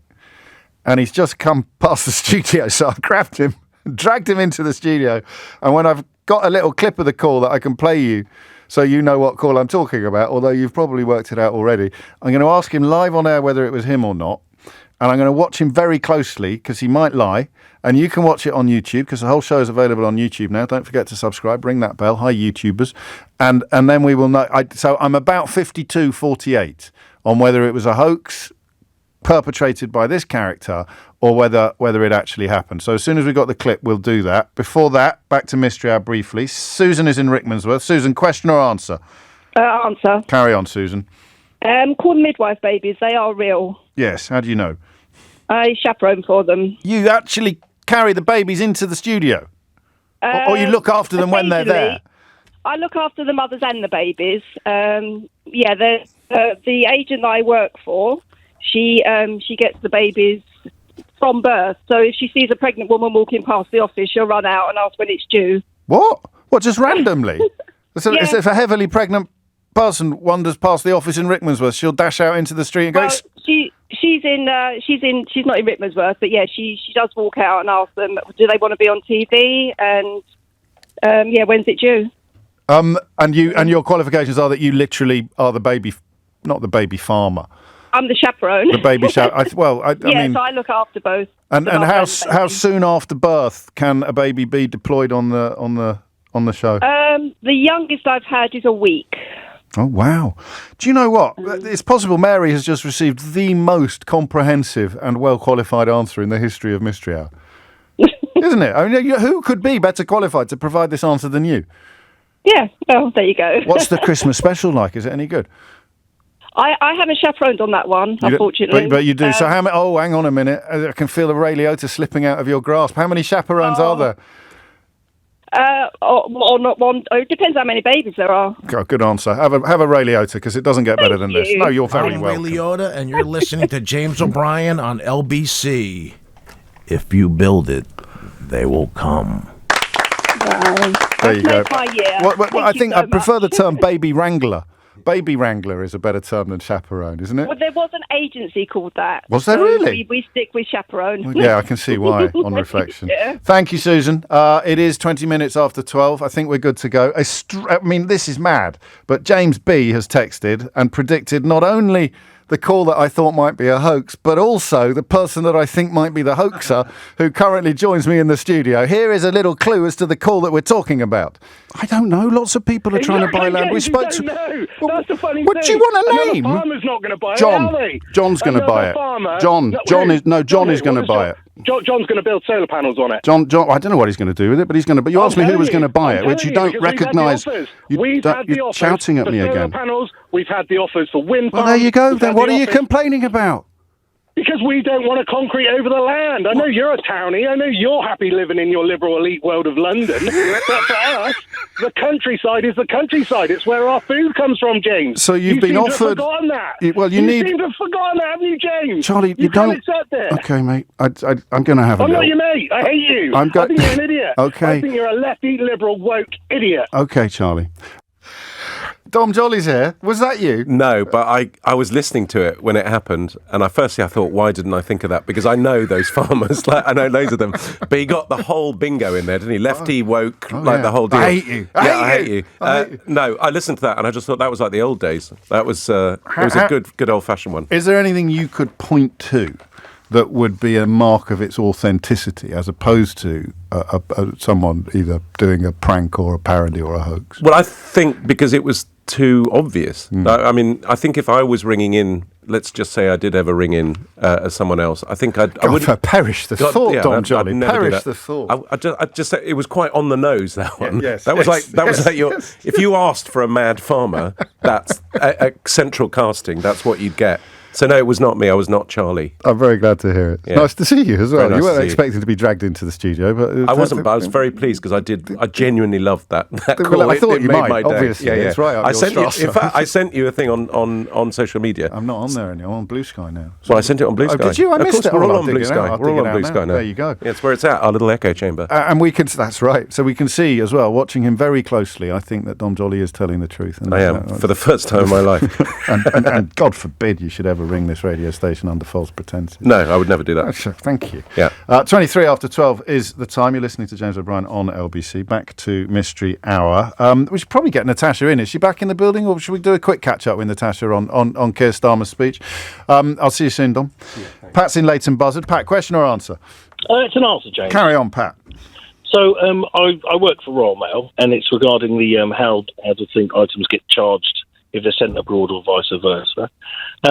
And it's done by weight, basically. As simple as that. If we send to France 20 bags of first-class letters, they will charge us for the weight of 20 bags of first-class letters, and vice versa. And that's how it works worldwide. So they do it by the sack? Of course they do. When you think about it, the idea that they'd be doing it by individual letter was a little bit fanciful, wasn't it?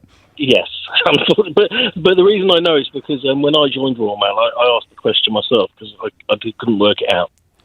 No, well, you wouldn't. And it is, so we send one sack to France and it costs 10 quid or 10 euro or whatever it is. And so you do it entirely by... What if you only got 2 letters, though? Well, I suppose they just fit in the top of a sack. I don't know the answer to that, James. I mean, we're only thinking of a country to which we wouldn't be sending many letters. There'd be loads going to Lapland at this time. Well, I'm sure there's a minimum amount. So it must be like, I've made that bit up, though. No, that's fine. I get it. Qualifications? I know you've mentioned it. Yeah, I'm a postman. Round of applause for Pat, please. Thank you. Classic. There's two answers in place already, but and a classic Ray Liotta, I think we can all agree. Sarah's in Fulham. Sarah, question or answer? It's a question, James. Carry on, Sarah. So I want to know how come in Great Britain out of all of the nation capitals, only London has a name for its inhabitants. As in Londoners? Yeah.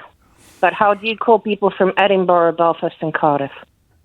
I think they do have names. Do they? I think so. Well, not. I mean, you've got names for other cities. So Liverpudlians are called Scousers. Cities, Birminghamite are called Brummies. I mean, Edinburghers? Is Edinburghers a thing? I don't think so. No, you're probably right. And I wondered if it's political. That can't be political, can it? Oh gosh, you mean going back in time to sort of give one capital primacy over the others within the context of the United Kingdom? I mean, I'm not British, but I'm just interested. No, well, because because you've picked capitals. God, it was Postman Pat, and I didn't notice. I know. I missed. I was going to point it out. Why didn't you point it out? Was that true? Was he really? Do you think I just had my chain yanked, having spent 5 minutes examining whether or not I'd had my chain yanked 2 weeks ago? I actually got it yanked live on air while Postman Pat was on the line talking to us about... Anyway, you live and learn. So you've got Mancunians. Yeah. You've got Other Liverpudlians. There must be a word for people. And Glaswegians, so it is yeah, fine. You're right. It's Parisians. just the capitals. Cardiffians. I think Cardiffians is a thing. Is it? I think so. I mean, I've asked 2 people from Belfast and they had no idea. No, I don't think there's any Belfast there. I mean, some cities just don't lend themselves to it. Well, I'll ask. I mean, if Cardiffians exist, if that's a thing, then your question sort of dies, really, doesn't it? Because it wouldn't be just London if it is Cardiffians. No, but is there a reason why Belfast and No, you're not allowed another. You can't complicate it. It's difficult enough as it is. Yeah. Edinburghers, North Star. Okay, you're on. 26 minutes after 12 is the time. Londoners. Is there any significance to the fact that the capital city, the only capital city in the United Kingdom that has a nickname for its residents, is London? Or is that even not true at all? Is the question being asked on false premises? Adam is in Bristol. Adam, question or answer? I have an answer for you, James. Carry on. Okay, the stethoscope. Yes. Yeah. Fantastic little piece of kit. I'm a retired paramedic. Don't use it as much as doctors. I thought you were going to say I don't use it as much as I used to. I don't use it at all. No, I didn't think you would. So there's 2 parts to a stethoscope. When you look at the end of it, you've got a flat bit, which is called the diaphragm. And if you turn it over, you've got what looks like a little bell. And the bell is an echoey bit. And we use that for listening for bowel sounds. So if you've got people with abdominal pain, you can see if they've got trapped gases or if they've got bowel obstruction, and you can listen to the sounds of the bowel by manipulating and pushing the bowel around and listening to it. So we use it for that. Also, when we're taking blood pressures, you've got blood pressure monitors which do it automatically, but I prefer the old school using a sphygmometer, which is where you put the cuff around, you pump it up, the little mercury level rises, and you listen to the pulse through the arm. And then you can pick up the blood pressure from that. So you pump up your blood pressure till it cuts off the supply, and then you release the supply. And when you can start hearing it again, that's when you know what the blood pressures are. Well, that's a fairly comprehensive answer. Nothing on knees, though. Well, I suppose you could do, but not something you've come across. I mean, if you know your knee's creaky, you don't really need to tune in to check, do you? No, I mean, if I ever saw a doctor checking somebody's knee with a stethoscope, I'd be raising a few concerns. But there you go. I just got an image of it now. You'd do a bit of a double take as you walk past the treatment room. You're doing okay. I think we might have an imposter. I think we might have an imposter in surgery B. Got a fake doctor. Just bend your knee for me, please, madam. Round of applause for Adam, former paramedic. He already told us the qualification. Thank you, mate. The standard's very, very high this week, and we've already answered 3 out of the 4 questions that are on the board. Bruce is in Swiss Cottage. Bruce, question or answer? It's a question, sir. Carry on, sir. I think you might know this, but how do tulips continue to grow even after they've been cut? What makes you think I might know that? Just a guess. Like chickens and eels, you chop the head off and carry on. Do they continue to grow, though? I don't think they do. Tulips? Yeah. Yes, they do. How much do they continue to grow? They don't continue to grow. Well, do you grow your own? No. I go to the shop and I buy tulips, I put them in a vase of water, and they carry on growing upwards in height. I don't think they do. Yes, they do. I think... They go floppy and sort of spread out. Look, they go upwards in height. All right, yeah, I mean, you've been quite strident, Bruce. You might have misread. It might be the magnifying effect of the vase that's making it look as if they've grown or something. I've never heard of this before. You should try it. Well, I've got tulips in a vase at home at the moment. Ah. But that's a Ray already- Liotta if ever there was one. I don't think that I get. Maybe. Well, Anthony says we've done it before, which means you are correct. And there's nothing wrong with repetition. We banned that rule years ago because there's nothing new under the sun. All right. So what tulips continue to grow when you put them in the vase when you get them home? When they've been cut. Well, I can see why if they're absorbing the water, which they wouldn't. No, because they'd be in a bucket on the florist stand, wouldn't they? Right, you're on. Okay, photosynthesis. Would it be photosynthesis? I don't know. No, I know you don't. I was just thinking out loud. All right. You know what? I rang the other week with a question about the meerkat. Yes. Your answer was wrong. Sorry, sir. What was my answer? About it was audio suggestion because, like the Judas Priest. Well, no, it wasn't wrong. No, so you played the clip. You played the little thing and everyone did, heard but different things. The problem was you announced to the audience. I know. Do they hear A or do they hear B? Yeah, so everyone heard. You just said, what do you hear? Yeah, I know. We messed it up. You would have got two answers, yeah. We messed it up, didn't we? Well, I there's messed still it up. no answer to it. Sorry. I messed it up. It was my fault. I'm trying to blame it on you, but it was my fault. It was my fault. And do you know what? We can never do it again. Or maybe, what do you reckon, 2 years? What would be the reasonable amount of time to pass before we do it? I couldn't say. Nor could I. Bruce, you're on. I like it. Tulips from Amsterdam or anywhere else. Do they carry on growing? And no, not do they, but why do they? We're working on that. It could be osmotic. Oh, nearly. It is 12:31. We're going to take the news headlines. Then we'll catch up with the star of Keir Starmer's press conference, Natasha Clark, on what that speech has or has not achieved, and then we'll dive straight back into Mystery Hour. But first, Amelia Cox has your headlines. James O'Brien on LBC. 4 is the time to stop your tulips going floppy. Put a 2-penny piece in the bottom of your vase, says Angela, adding you're welcome.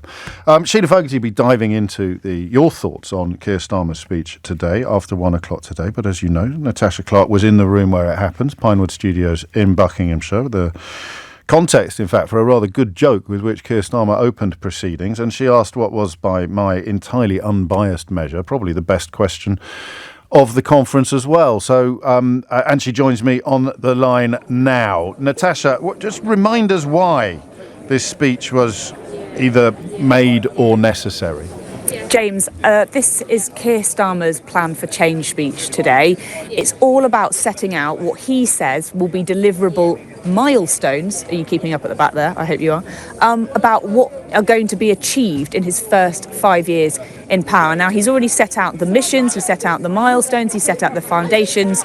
My question to him was, isn't all of this quite confusing for the public to keep up with? What are your true priorities for what you want to achieve in the first sort of 5 years of your government, and exactly what that will look like? Because it's all very good saying that you want to kickstart economic growth, make our streets safer, build an NHS fit for the future, break down barriers for opportunity, and make Britain a clean energy superpower. But what does it mean? When are you going to get there? What are your actual targets for making it happen? So today's speech was all about putting a little bit more flesh on the bone of that. But there were some really interesting messages in there, James. And I think Keir Starmer is clearly quite keen to learn lessons from what's happened with Donald Trump in the United States and try and prove that he is going to actually deliver for the people to stop the rise of populist other parties like Nigel Farage, like Reform, who we know in some areas are snapping at Labour's heels. Here's what he had to say on tackling some of those threats that he feels in our democracy.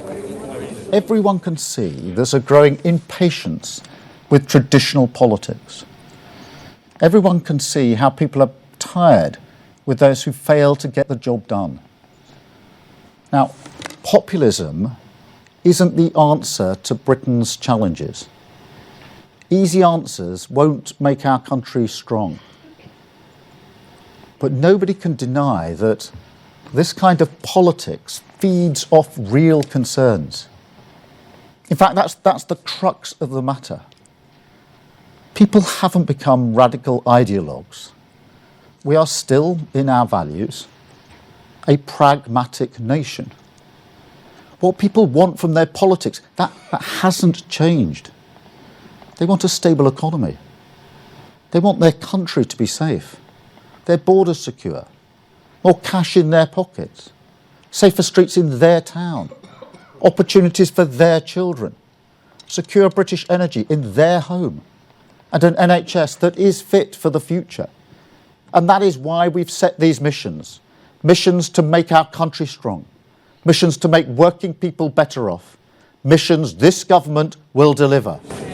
But James, you remember Rishi Sunak's 5 pledges. He tried this sort of strategy a few months ago, about 2 years ago now. It didn't work out so well for him. He either was bashed, essentially, for making these ambitions, like we've talked about so many times about the pledge about bringing down inflation, which too many people said, well, it's going to come down anyway. So why bother making it a key part of your government's agenda? Or you end up basically doing what Keir Starmer's doing today and of setting these really, really big ambitions that some people say are just not going to be achievable. And I thought Keir Starmer was pretty flat today. I didn't feel a lot of energy in the room until the end of his speech. I didn't really still see his vision for what the country is going to be. Like I say, this is a little bit more of the flesh on the bones. We're definitely seeing a little bit more about exactly what he wants to do. But there has been some criticism of some of these promises and whether they have been watered down in the months since Labour have come into power, specifically the promise for clean power by 2030. That has now been changed slightly to 95% on track to meet clean power. That's a little bit of a downgrade, as well as the one on economic growth. They said they wanted to secure the fastest growing growth in the G7. That's now been downgraded to an aim. I asked him earlier today whether this is just proof that actually governing is really very hard. And obviously in the environment that we're in, of course, we've talked about this so much before, about the rise of populist threats, about the rise of this people is like really Nigel interesting. Farage. Yes. And I think that Keir Starmer absolutely has to try and give the public something to hold onto, to hold him to account. But actually, when you've got quite a lot of vague promises, quite a lot of very difficult promises, and not a lot of specifics. It's not all vague. 1.5 million homes is pretty specific. NHS waiting list coming down is pretty specific. Raising living standards is nebulous but measurable. But so it's 6 of one and half a dozen of the other. But I'm fascinated by the. We talked a bit about this yesterday. The pivot on immigration in terms of the next 5 years before a general election. This is arguably the most significant surprise of the last few days, the last few weeks, because Starmer is doing what previous Labour leaders have not done, and he is going into that space with strong language, whereas previously they've kind of hoped the whole immigration conversation would go away. It struck me that there's nobody now in mainstream politics, this may be unfair on the Liberal Democrats, but people who are comfortable with immigration are now almost entirely unrepresented in the political space. Yeah, I think that's completely right. And Keir Starmer, again, repeating some of that quite tough language that we heard, last week at Downing Street in his speech today. But immigration isn't a big part of his plan for the country. And lots of questions today from lots of journalists about why that was. Were you surprised how many? I mean, I thought he answered once, we are absolutely committed to reducing immigration, both legal and illegal. And then he kept getting asked, why aren't you committing to reducing immigration, both legal and illegal? I'm not suggesting that I felt sorry for him, but I did find myself wondering whether some of your colleagues in the lobby could perhaps have rejigged their planned question, having heard someone ask the identical one 2 seconds previously. I know, it's so hard, isn't it, James? I've got this big long list of questions and you just have to scrap them out. You'd have to get your big biro and just go through them as he goes. And sometimes, though, I do think the Prime Minister does need a little bit of a nudge when he doesn't answer the question. Yes. I don't think he really fully said why immigration is so important to him. He wants to see it down. Well, if that is the case, then why not put it in this plan? Why not make it a promise? Why not make it a pledge? He keeps talking about how he doesn't want to be a gimmicky Prime Minister with sticking plaster politics, but actually making all of these really, really ambitious promises. If he doesn't meet them, they're going to become millstones around his neck, not milestones. And he's going to get weighed down by these huge promises, this huge ambition, if he can't deliver it. So I think he's going to get it in one neck for being too vague. One neck for not being specific and bold and ambitious enough. It's a really tricky thing for him to do today, to try and lay out this plan. Obviously, the government is saying Number 10 will tell us this has actually all been, planned for months, and we always wanted to do a speech a few months into government to show how we've been getting on. But actually, there will become a point where people will start saying, okay, this is your plan. You've got to show us some actual progress about when it's going to come, how you're going to get to it, what it's going to look like. Or in 5 years' time, he's not going to have made much progress towards any of these goals, and the British public just won't be able to see it. I think at the moment, having these five sort of missions, these quite sort of, I think they are vague missions generally, and like I say, they've got some specifics involved in them. But I think a lot of people will be asking, when are we going to start to see the fruits of this change? What's a mission? What's change. A milestone? What's a goal? What's an aim? A little bit of the Edstone, the ghost of the Edstone, perhaps haunting proceedings today. I take all of your points. Kemi Badenoch has responded in characteristically mind-boggling fashion, claiming that Labour has had 14 years in opposition and still weren't ready for government, and then listing all the things that he hasn't done that would involve fixing the things that happened over the course of the 14 years when the Conservatives were in government. Yeah, exactly. And actually, there is a little bit of that. LBC spoke to Gus O'Donnell, the former Cabinet Secretary, on LBC a couple of days ago, and he said that he didn't believe that Labour had done enough work to prepare for government. Remember who was meant to be preparing Labour for government? It was Sue Gray, and she's not lasted too long in Labour's top team either. So I do think there are some problems for the communications of this government to try and iron out their messaging of exactly what they want to achieve. I think it is, of course, good that we're holding them to account and that they are coming out and saying, look, this is the things that we are going to do. Will they be pleased with how it went today, do you think? Yeah, I think so. I think there was obviously a bit of frustration about us sort of picking holes in the net zero target being slightly moved, us picking holes in migration, us picking holes in the G7 promise. But, that is journalism. That is what we're paid to do. But I think a lot of people will see a lot of confusion in what the government are trying to put out. And I think they will welcome a bit of clarity from the government on exactly what their main priorities are and exactly how they are going to achieve them. And a lot of people say, look, we did hear a lot about this in the manifesto, these 13,000 extra police officers. But for Keir Starmer, he knows that if he's going to see off this threat from Nigel Farage, from reform, and he's not going to let what happened in the States come to the UK, he needs to actually talk about what is important to people, the people's priorities. And these are the bread and butter issues: economic growth, NHS, crime. All of these things are really, if you look at every YouGov poll, if you look at every survey, these are the bread and butter issues that are important to the public. He's now got to go and get on, deliver it, show us that the change that the British public voted for in that election is actually happening. That's going to be a huge, huge task for him to do. But yes, this is exactly what's set out in front of him. That is his entire to-do list. Natasha Clark, LBC's political editor, live at Pinewood Studios in Buckinghamshire. The mad thing is, as I've told you many, many times, is that the public's interest in immigration, or the prioritisation of immigration, you can track it according to how many front pages it's getting in the right-wing media, or how much attention it's getting in the right-wing media. It goes off a cliff if you're not being constantly told to be frightened of it or worried about it. But Starmer has made a decision. He has made a decision to embrace the idea that immigration is not only a major issue, but also a sort of net negative, something that needs to be reduced, something that needs to be addressed. And we'll see how that works out for him. On the law and order stuff, I couldn't help hearing echoes of yesterday's conversation about the delays in court. If you're waiting 4 or 5 years to see the person who committed a crime against you actually stand trial, I don't know whether or not having bobbies on the beat, and I welcome community policing for reasons we've explained in many, many, many ways over the years. I don't know how many parsnips that's going to butter. Back to Mystery Hour after this. James O'Brien on LBC. It is 12:48. You are listening to James O'Brien on LBC. I suppose you're right, aren't you? We can't really call it Mystery Hour this week. I don't know what we can call it, but there will be more analysis of Keir Starmer's speech, with including more input from Natasha as well, with Sheila Fogarty after 1 o'clock today. Can she qualify for the Mystery Hour ball game? Can we give it to Dom Jolly, or do you think there would be uproar in the ranks? I don't know, but we should crack on. Jonathan's in Dundee. Jonathan, question or answer? Hi, James. Question, please. Carry on. So, if I was sent to prison... What have you done, John? John, what have you done? No. What have you done? Well, nothing yet. Okay. If I was sent to prison for a crime I didn't commit... You'd be a member of the A-team. Yeah. Go on, sorry. And subsequently I escaped and proved my innocence, and the charges were dropped. Yeah. Yeah. Yeah. Would I then be sent back to prison for escaping from prison? I think so.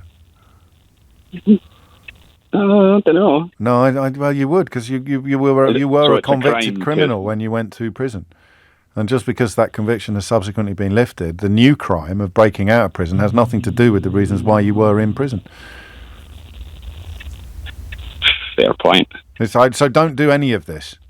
No, obviously. Yeah. Well, you say obviously. Paul, I mean, crikey. Okay, so no qualifications. I'm just right. I'm just right. That's my done it. Yeah. Well, I haven't done it. No, I haven't done it. And if I had, I wouldn't be able to tell you. Dun, dun, dun, dun, dun, dun, dun, dun, dun, dun. No, round of applause for me. You definitely would get sent back to jail. You can't, because I mean, otherwise everyone would be escaping from prison all the time, claiming that they were innocent. There'd be no one in there. Well played, though. Mark's in Abergavenny. Mark, question or answer? I've got a question, James. Go on, Mark. So mine's a medical one again. I've got some more stethoscope news coming in after this call, by the way. We've just heard from a GP. Fascinating stethoscope facts on the way, but before that, back to Mark.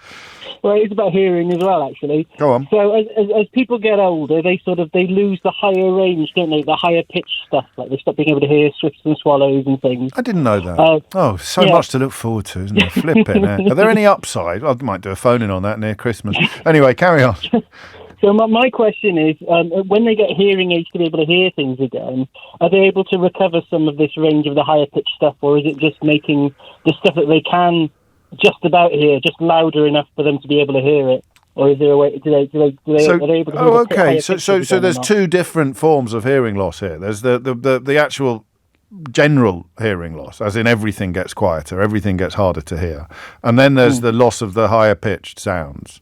And if you restore the hearing generally, will it also bring back the higher pitched sounds?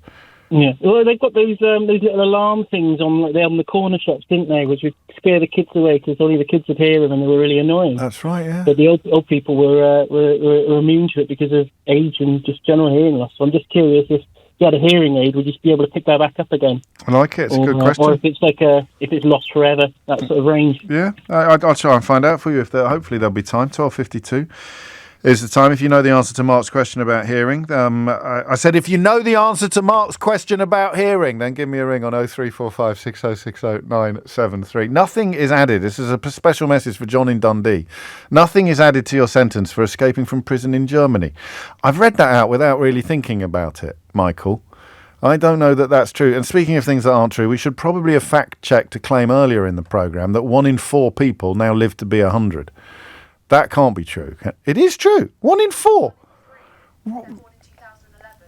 Oh, you mean in the future? That there's been... there's no... What, 1 in 4 99-year-olds might live to be 100, but not one... No, well, I'm very confused, but that's pretty much a permanent state of affairs.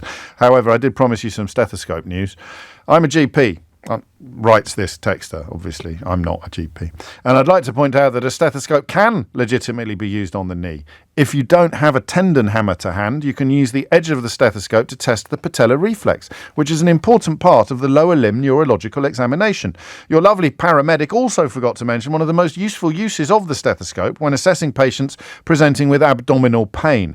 They often squirm in pain the minute the examining hand touches the abdomen. Often this is a reflection of the anticipation of the pain rather than true tenderness. Therefore, we use the stethoscope pretending to listen for bowel sounds, but instead pressing it gently into the abdomen. It's amazing how many patients do not flinch at this point, as they do not realise the doctor is assessing for pain.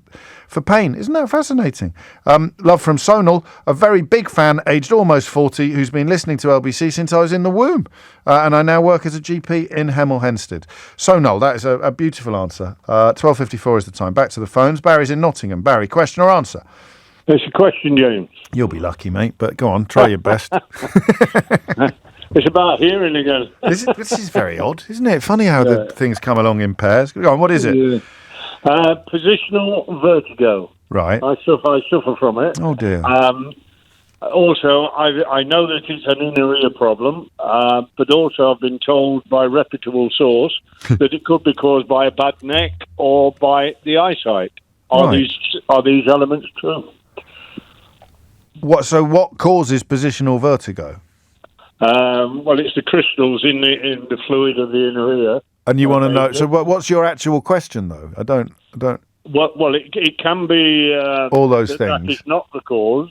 It can be the neck as a cause or the eyesight as a cause. Are those elements true? So you you said it was a reputable source. So what you're really doing is asking, was my source reputable? Wow, yeah. But you've already told us he was, or she was reputable. Make your mind up, man. Yeah, you got a good point. Thank you. No, it's supposed to, he's not a medical man in that sense. Right. He's just, he's a physiotherapist. So we want to go definitive on positional vertigo. Yeah. What is it? It means you can feel dizzy just randomly. You don't need to be up in the sky or anything like that. Exactly, yeah. You Oh, can be dear. lying in bed, turn over, all of a sudden the room starts going round. Okay. Oh, well, that sounds awful. Did it come on later in life, or have you always had it? No, it comes, well, for me, it's come on later in life. Of course it has. That's the point of the question, isn't it? Yeah. I'm 82, so, but I wondered also whether it's hereditary. We're losing the phone line. We'll try to find. Well, as I said at the outset, you'd be lucky, but we'll do our best. Can anyone help out Barry with his positional vertigo? What haven't we answered? The cities. Why have you only got Londoners? Is there such thing as a Cardiffian? The capitals of the United Kingdom. Is London the only one where the residents have their own nickname, Londoners, or is Cardiffians a thing? There's nothing in Belfast, is there? There's nothing. I don't think Edinburghers is a thing, although it'd be quite a good name for a restaurant. Nancy's in Bermondsey. Nancy, question or answer? Hello, James. I have an answer. Carry on, Nancy. I feel like a bit of a wally, actually. Why? Little old florist me. I've got no scientific proof of this, but this is the tulip question. Oh, yes. So they do actually keep growing once they're cut, up to 6 inches, in fact. Blimey. And they have regenerative properties. So they're responsive to the sunlight, which means they're looking for pollinators. So that's why they keep growing. Well... So That's in a all I vase. Well, you don't need to know anymore. Oh, but we don't know why. So, they are. why. They're looking for light. They're looking for Exactly. pollinators. Exactly. Qualifications. Been a florist for 30 years. I know, and have my own shop for 20. So, Where yeah, is- know a little bit about flowers. Where's the shop? Have you still got it? Bermondsey, right near Bermondsey Tube Station. What's it called? Green's Florist. Green's Florists. Fantastic. Get yourself down to Nancy's for some lovely tulips. What's nice at this time of year, Nancy? Oh, do you know what? We've got obviously Christmas trees and Christmas wreaths and poinsettias and all that malarkey at the minute, James, so trying to get out of those. What is it with the poinsettias? My mum always likes a poinsettia at this time of They're year. a really an older person thing, James, definitely. But I love one. I have one at home and I'm not an older person. And they're only at Christmas, though? Only at Christmas. They don't tend to last very long either, so... Oh, you live and learn. Right, There you round of go. applause for Nancy and a free advert as well. What a day. Thank you very much. Yeah, you're very welcome. Bye. 12:58. We got an unhinged headline. Should we squeeze it in, or no? We better not. We've taken up far too much of Mystery Hour already. James is in Coventry. James, question or answer? Answer, James. Carry on, James. Yeah, quite simply, you talk about unhinged, I had an unhinged wife who got fed up with my hearing. Right.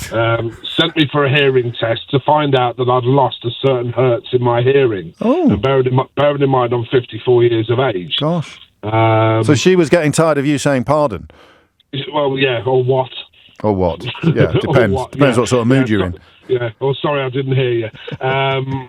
Yeah, and the guy was quite surprised when he did my hearing test that I was actually coping with life. Oh, wow. It was that bad? You'd lost that much? I lost the hertz of 4 to 6, so I was losing quite a bit. Yeah. He gave me some hearing aids, and it has cured everything. I can hear everything now. Everything's come back loud and clear, including the upper register stuff. The upper register stuff. When I used to go to the theatre, if the orchestra was playing, I couldn't hear the singer, and now I can hear everything. And you didn't notice anything was wrong when you're sitting in a theatre watching a woman on stage singing and you can't hear her? Admittedly, but I didn't want to admit it at the age of 53. We all do that. I'm not, well, especially men. That's all perfectly normal. I'll tell you what, give it a week, I'll be fine. Yeah, that's what I'm like with my creaky knee, James, as it goes, just to knit together several different. Round of applause for James. Perfect qualifications and a happy resolution as well for anyone in a similar situation. Go and get your ears tested. Who are we going to give the board game to this? I'm going to give it to the florist. I'm going to give it to lovely Karen. Was it Karen, the florist, in Bermondsey? Nancy, of course. I was thinking of Oliver Twist. So it's a Mystery Hour board game and a free advert for Nancy. Goodness me, I bet she wasn't expecting today to be this special when she woke up this morning. That's it from me for another day. If you missed any of today's show, you can listen back on Catch Up on Global Player, including one of the finest moments of comic timing in the history of radio that happened live on this programme at about 11:46 today. So you can listen back on the pause, rewind, listen to a range of podcasts, download it now. You were a guest. Well, both in a combination. way. Yeah. Well, neither. Well, you'd have to listen to it. Coming up at 4 on LBC, it's Tom Swarbrick, but now it's Sheila Fogarty. James O'Brien on LBC.